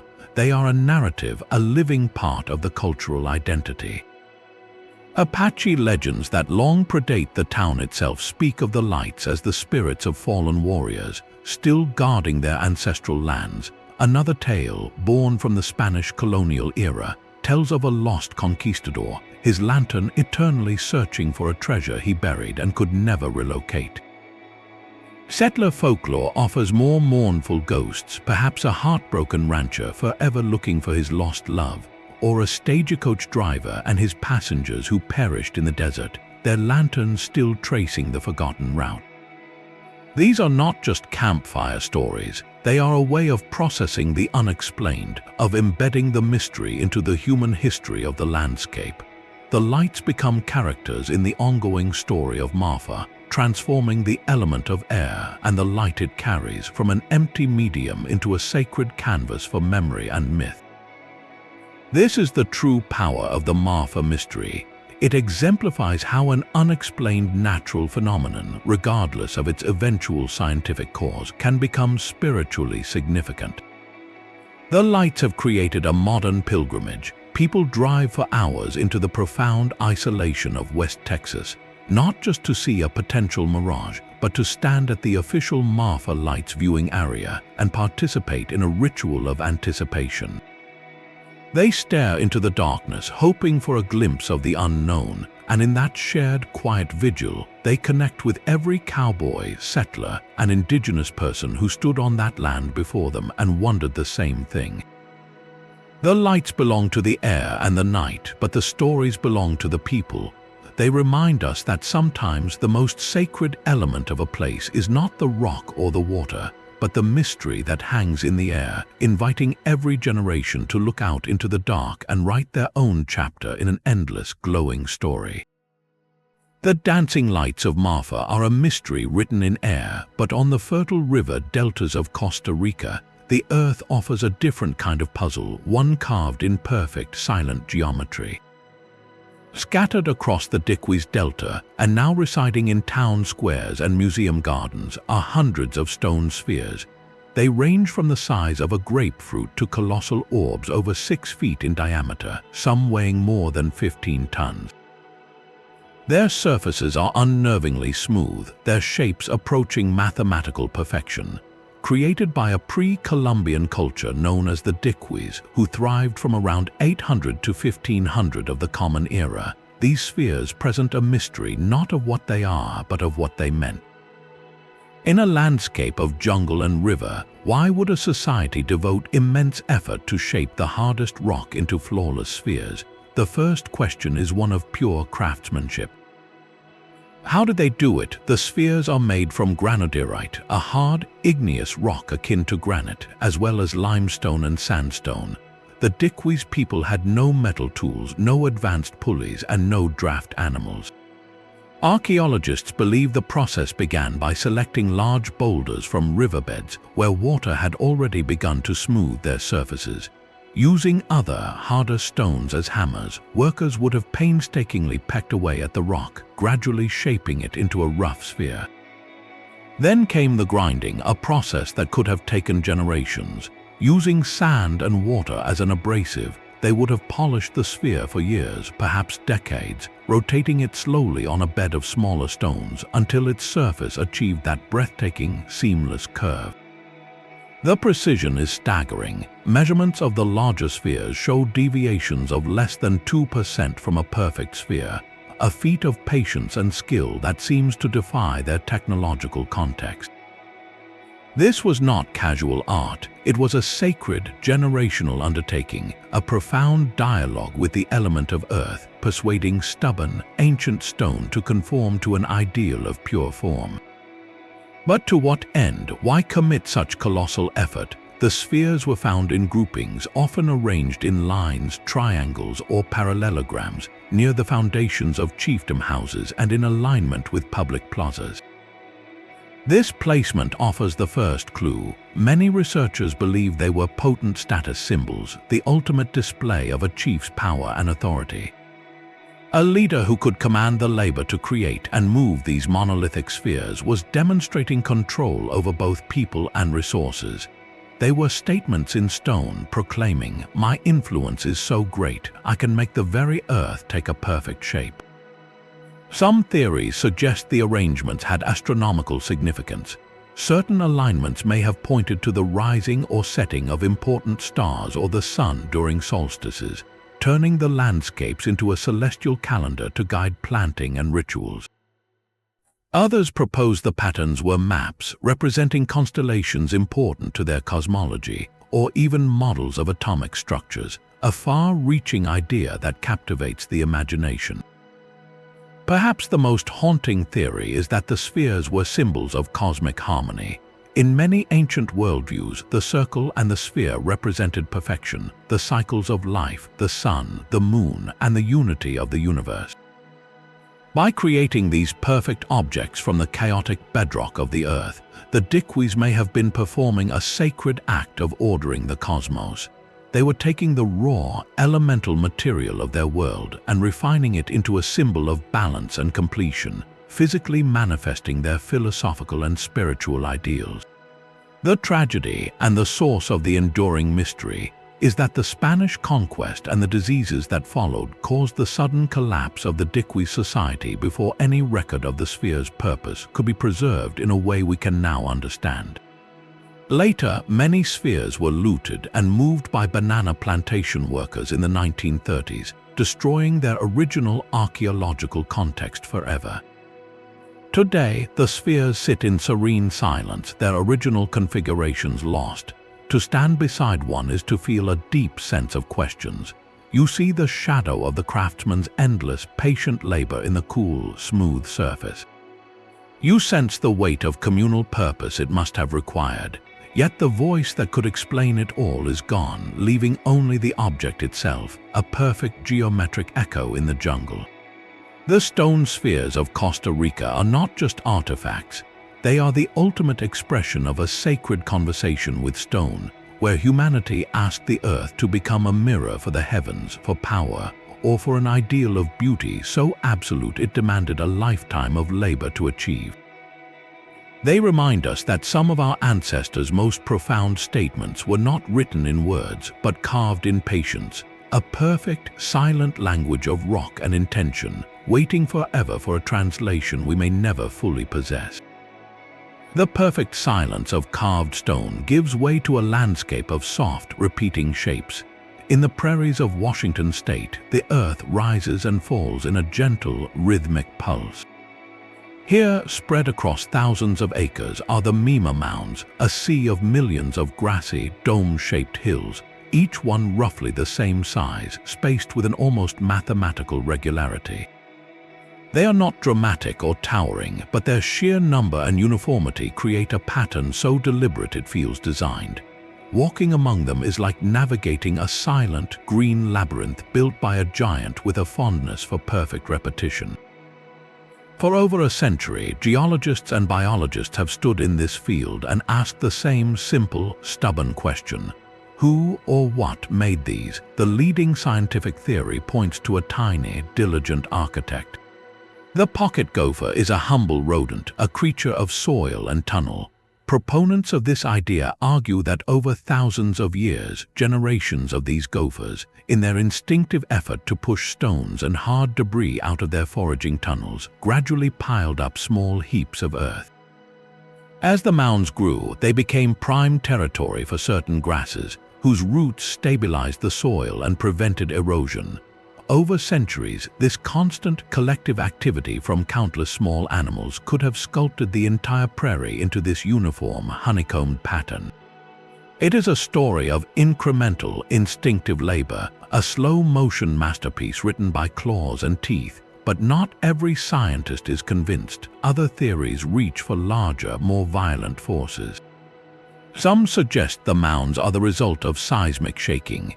In this model, powerful earthquakes over millennia caused the water-saturated soil below the prairie to liquefy, with heavier materials sinking and lighter, finer soils bubbling upward into the stable, dome-shaped piles we see today.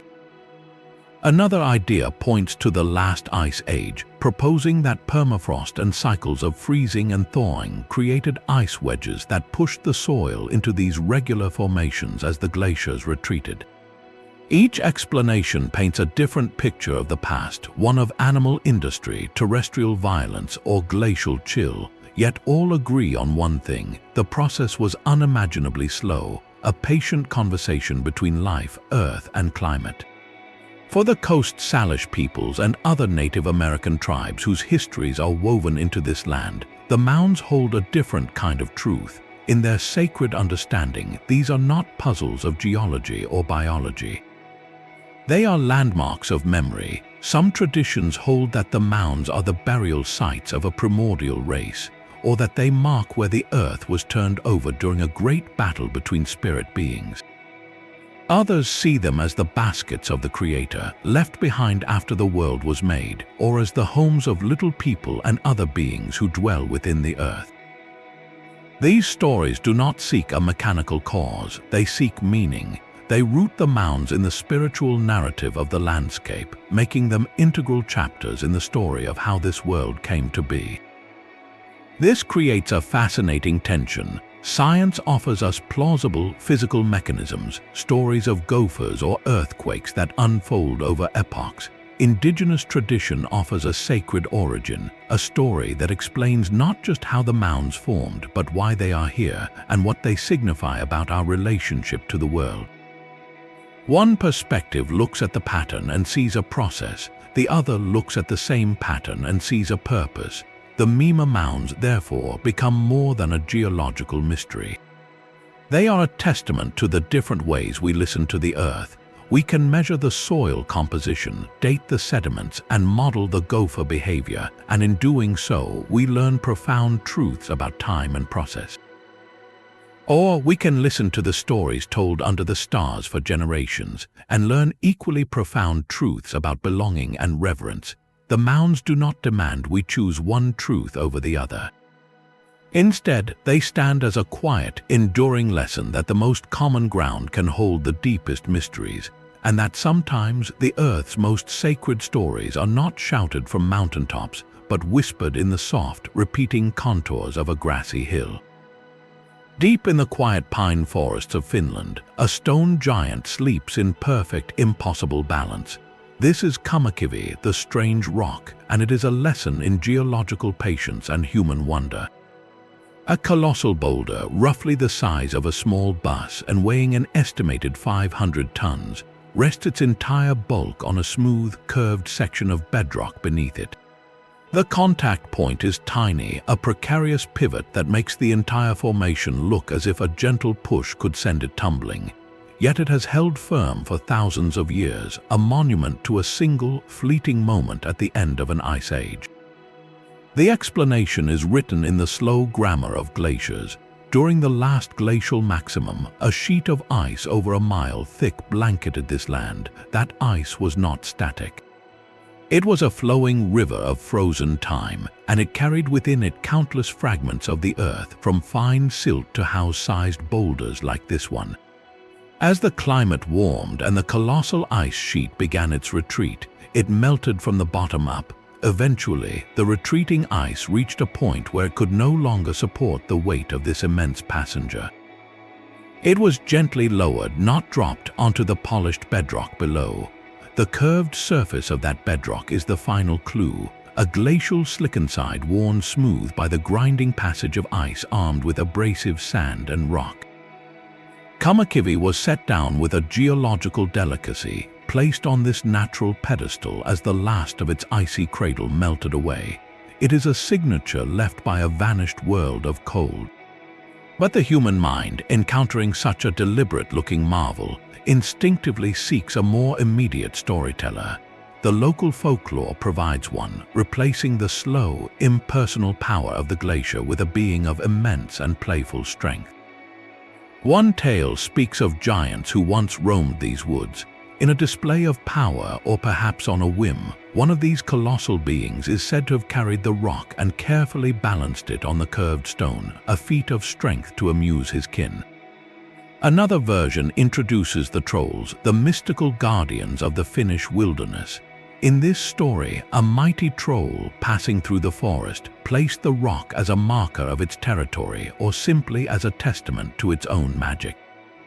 These stories are not primitive misunderstandings, they are sacred interpretations of scale. Faced with a task that seems impossible for human hands, the imagination logically concludes it must be the work of hands much larger than our own. The giant and the troll become personifications of the glacial force itself, giving a face and an intention to the mindless, monumental work of the ice. The rock becomes more than an erratic. It becomes a trophy, a territorial marker, or a divine prank, embedding it into the cultural and spiritual landscape. Kamakivi thus stands at a crossroads of understanding. Scientifically, it is a flawless textbook example of a glacial erratic, a precise record of planetary thermodynamics and mechanics. Spiritually, it is a sacred site, a place where the ordinary rules of balance are suspended by ancient magic. To walk through the hushed forest and find it is to feel both truths simultaneously. You can trace the logic of the ice sheet's retreat, envisioning the slow moment drama of its deposition. In the very next moment, you can sense the watchful presence of the giant or the troll, feeling the hair on your neck rise at the thought of such a creature's breath on the wind. This is the enduring mystery of the sacred earth element. It presents us with phenomena of such staggering scale and elegance that they demand a story.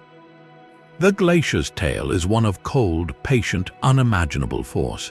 The giant's tale is one of heat, personality, and mythic will. Both are attempts to comprehend the incomprehensible, to find meaning in a stone that shouldn't stand, placed by a force we can no longer see. Kamakivi does not ask us to choose between the scientific and the sacred. It asks us to hold both in mind, to see in its precarious balance not just a quirk of geology, but a permanent question posed by the planet itself. How do we explain the moments when the Earth itself seems to show intention? Sometimes the answer is a river of ice a mile thick, and sometimes it is the memory of a giant sleeping just beyond the edge of the trees. Water that turns a teddy bear to stone within weeks sounds like a witch's brew, yet it flows from a simple well in North Yorkshire. The petrifying well of Knaresborough is a small, mossy spring where water trickles constantly over a rocky outcrop, and anything left in its path undergoes a startling transformation. A child's toy, a hat, a bicycle pump, even a kitchen sieve, if left for a few months, will emerge encased in a thick, stony shell, looking as if it has been frozen in time. For centuries, this was seen as pure sorcery, a place where the ordinary rules of nature were suspended by a dark, alchemical magic. The truth, however, is a beautiful example of geology in fast motion. The water emerging from the well is supersaturated with dissolved minerals, primarily calcite, which it has collected from the thick seams of limestone through which it travels deep underground. As this mineral-rich water drips over an object and is exposed to the air, it releases carbon dioxide. This loss of gas forces the dissolved calcite to solidify, precipitating out of the water and coating whatever it touches in a hard, crystalline layer. It is not true petrification, where organic matter is replaced molecule by molecule with stone over millennia. This is a rapid encasement, a slow, steady building of a mineral shell that perfectly preserves the form of the object beneath. The process is essentially the same one that creates the stalactites in caves, but here it works on a human timescale, turning a simple well into a natural sculptor's studio. Yet, in the Middle Ages, there was no vocabulary for supersaturated solutions or calcite precipitation. The well was a place of deep fear and sacred awe. Local legend attributed its power to the curse of a witch, Mother Shipton, who was said to have been born in a cave nearby in 1488. She was a famed prophetess, and her association with the well cemented its reputation as a site of dark power. People believed the water was the breath or the tears of a demon, that it could turn flesh to stone, and that it was a direct portal to the underworld. For generations, villagers would not go near it, and travelers spoke of it in hushed tones as a place where the devil practiced his arts. This fear, however, eventually twisted into fascination and then into commerce. By the 17th century, entrepreneurs began to capitalize on the wonder, hanging everyday objects under the constant drip to create stone curiosities to sell to tourists. They played upon the old myths while demonstrating the harmless, if eerie, magic of the water. A petrified hat or a stony glove became a coveted souvenir, a tangible piece of a local legend. This history captures the full journey of the mystery. The element of water, through a straightforward chemical process, presented an outcome so bizarre it could only be explained by the supernatural. It forced a confrontation between the observable world and the world of spirits. The well-transformed water from a life-giving, cleansing force into something perceived as alchemical and terrifying, a solvent of reality itself. Today, we can explain the mechanism perfectly, but the experience of visiting Knaresborough hasn't lost its eerie charm. You can watch the water drip, see the objects in various stages of their stony transformation, and feel that old, primal wonder stir. It is a place where geology performs a magic trick, reminding us that the line between natural process and enchantment is often just a matter of time, and that sometimes the most sacred elements are the ones that show us how easily the ordinary can be made extraordinary, one mineral drop at a time. In the quiet woods of eastern Pennsylvania, a hillside of boulders holds a secret that only reveals itself when you bring a hammer. This is the Ringing Rocks Park, a field of dark, volcanic diabase stones, where many of the rocks do not produce a dull thud when struck, but a clear, resonant bell-like ring. The sound is metallic and pure, echoing through the trees with an almost artificial clarity, as if you are tapping a giant stone xylophone. The mystery is not that they make sound, but why these specific rocks ring while others, seemingly identical and lying right beside them, produce only a muted clunk. The answer is a sacred recipe locked in the stone's history. These boulders were formed over 200 million years ago from molten magma that cooled extremely slowly deep underground, allowing its minerals to crystallize into a tight, interlocking matrix with very few internal fractures or flaws. Later, the entire formation was lifted to the surface and subjected to immense glacial pressure during the ice ages. This combination of uniform internal structure and tremendous external stress is what gives the ringing rocks their voice. When struck, a flawless, internally tense rock can vibrate as a single unit, producing that sustained musical note. A fractured or flawed rock dissipates the energy instantly, resulting in silence. It is a landscape tuned by fire, ice, and time. For the Lenni Lenape and other Native American peoples who lived with this ringing hillside for centuries, this was not a geological oddity. It was a sacred conversation. They heard the earth speaking in tones and they listened. The site was considered a powerful spiritual location, a place where the boundary between the physical world and the spirit world was thin. The ringing stones were believed to be the dwelling places of spirits, or perhaps their voices. Rituals and ceremonies were likely performed here, using the stone's own music as a component of the rite, a call and response with the living earth itself. The consistent, pure tone would have been interpreted as a sign of harmony and balance, a direct auditory manifestation of the land's sacred power. When European settlers arrived and heard the phenomenon, they too were captivated, though their explanations often leaned toward the supernatural or the suspicious. Some believed the rocks contained precious metals, their ring a sign of hidden wealth. Others thought the field was cursed or haunted, a place where witches or demons gathered. The sheer strangeness of a musical landscape ensured it was treated with a mix of reverence and caution, a place that commanded attention because it actively answered back. This acoustic mystery has evolved into a modern site of pilgrimage for geologists, musicians, and the simply curious. Visitors arrive with hammers and chisels, eager to play the landscape itself, to compose impromptu melodies on the world's largest natural lithophone. The act of striking the rocks and hearing them sing is a profoundly unifying experience. It directly connects human action to an ancient elemental response. You are not just observing a wonder, you are participating in it, becoming the mallet that activates the Earth's long-held note. This transforms the site from a passive curiosity into an interactive sanctuary.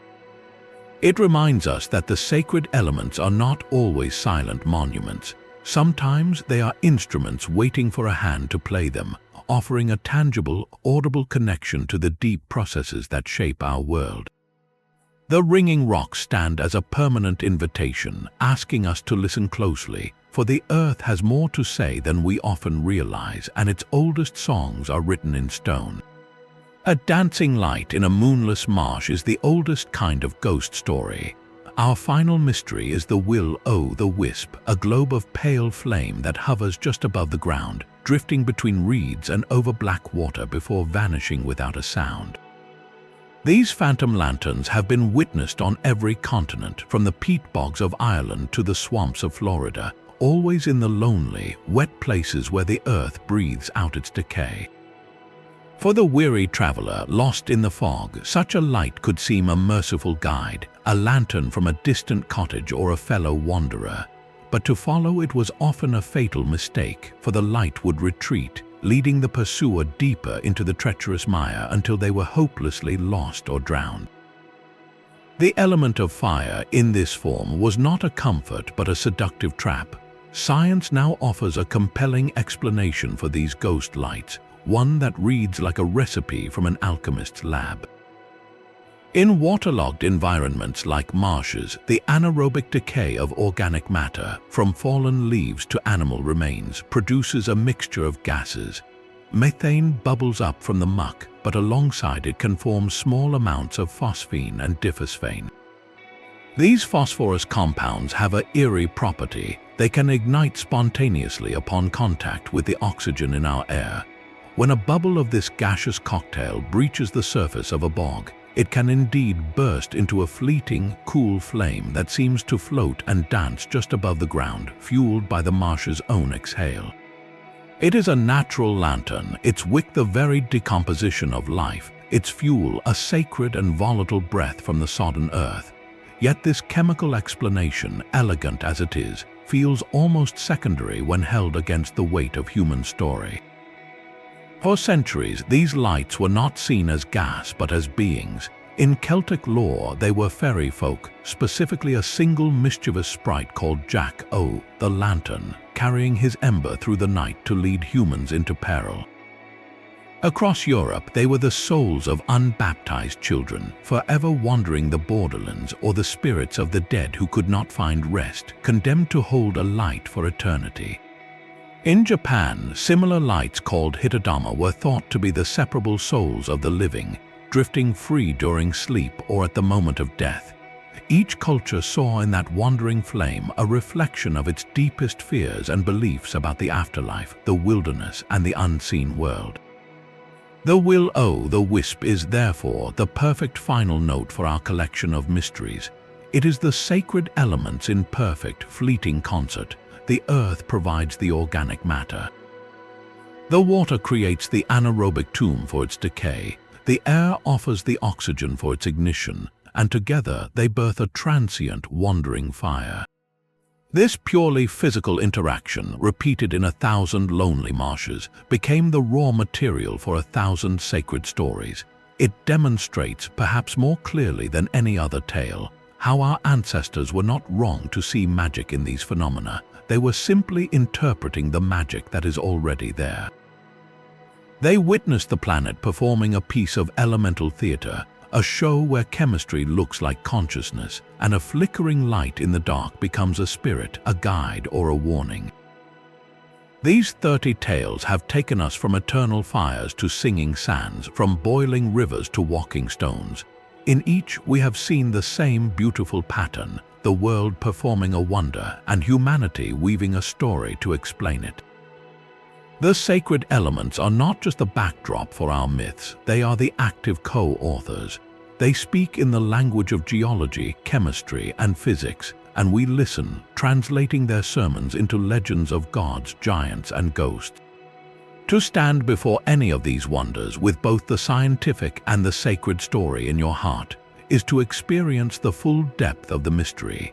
It is to understand that the world is far stranger, far more creative, and far more generous with its secrets than we often allow ourselves to believe.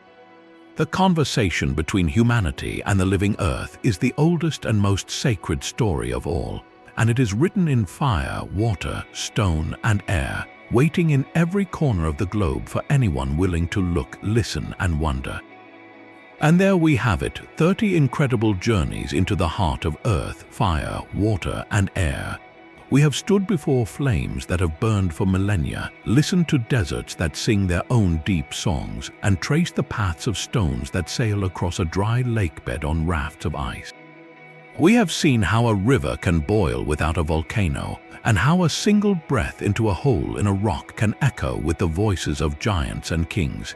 Each of these places is a testament to the planet's boundless creativity, a reminder that our world is still filled with wonders that stubbornly, beautifully defy easy explanation. They exist in that captivating space where the clear language of science meets the deep poetry of the sacred, where a geothermal vent can be both a chemical process and the breath of a dragon, where a pattern in the sand can be the work of termites and the footprint of a god. This dance between mechanism and meaning is the true magic of these tales. It asks us to hold two truths at once, to appreciate the intricate physical processes that shape these phenomena, while still leaving room for the awe they inspire, for the stories they have fueled across centuries. So now the conversation turns to you. Which of these 30 mysteries captivated your imagination the most? Was it the patient, living bridges of Cherrapunji grown over generations, or the stark, bleeding wound of the door to hell burning in the desert night? And where do you stand on the great debate? Do you believe that in time, rational explanations will be found for every one of these enigmas, that science will gently lift the veil from all the world's wonders? Or do you feel that some mysteries, by their very nature, belong forever to the realm of magic, to that sacred space where the earth speaks in a language beyond our formulas? Let me know your thoughts in the comments below. Share which story resonated with you and why. If you loved this deep dive into the historical mysteries woven into the very elements of our planet, if you want more adventures into the unknown corners of history and the natural world, be sure to subscribe and hit the bell icon. There are countless more secrets waiting to be uncovered, and I would love for you to join me for the next exploration. Thank you for watching and for wondering along with me.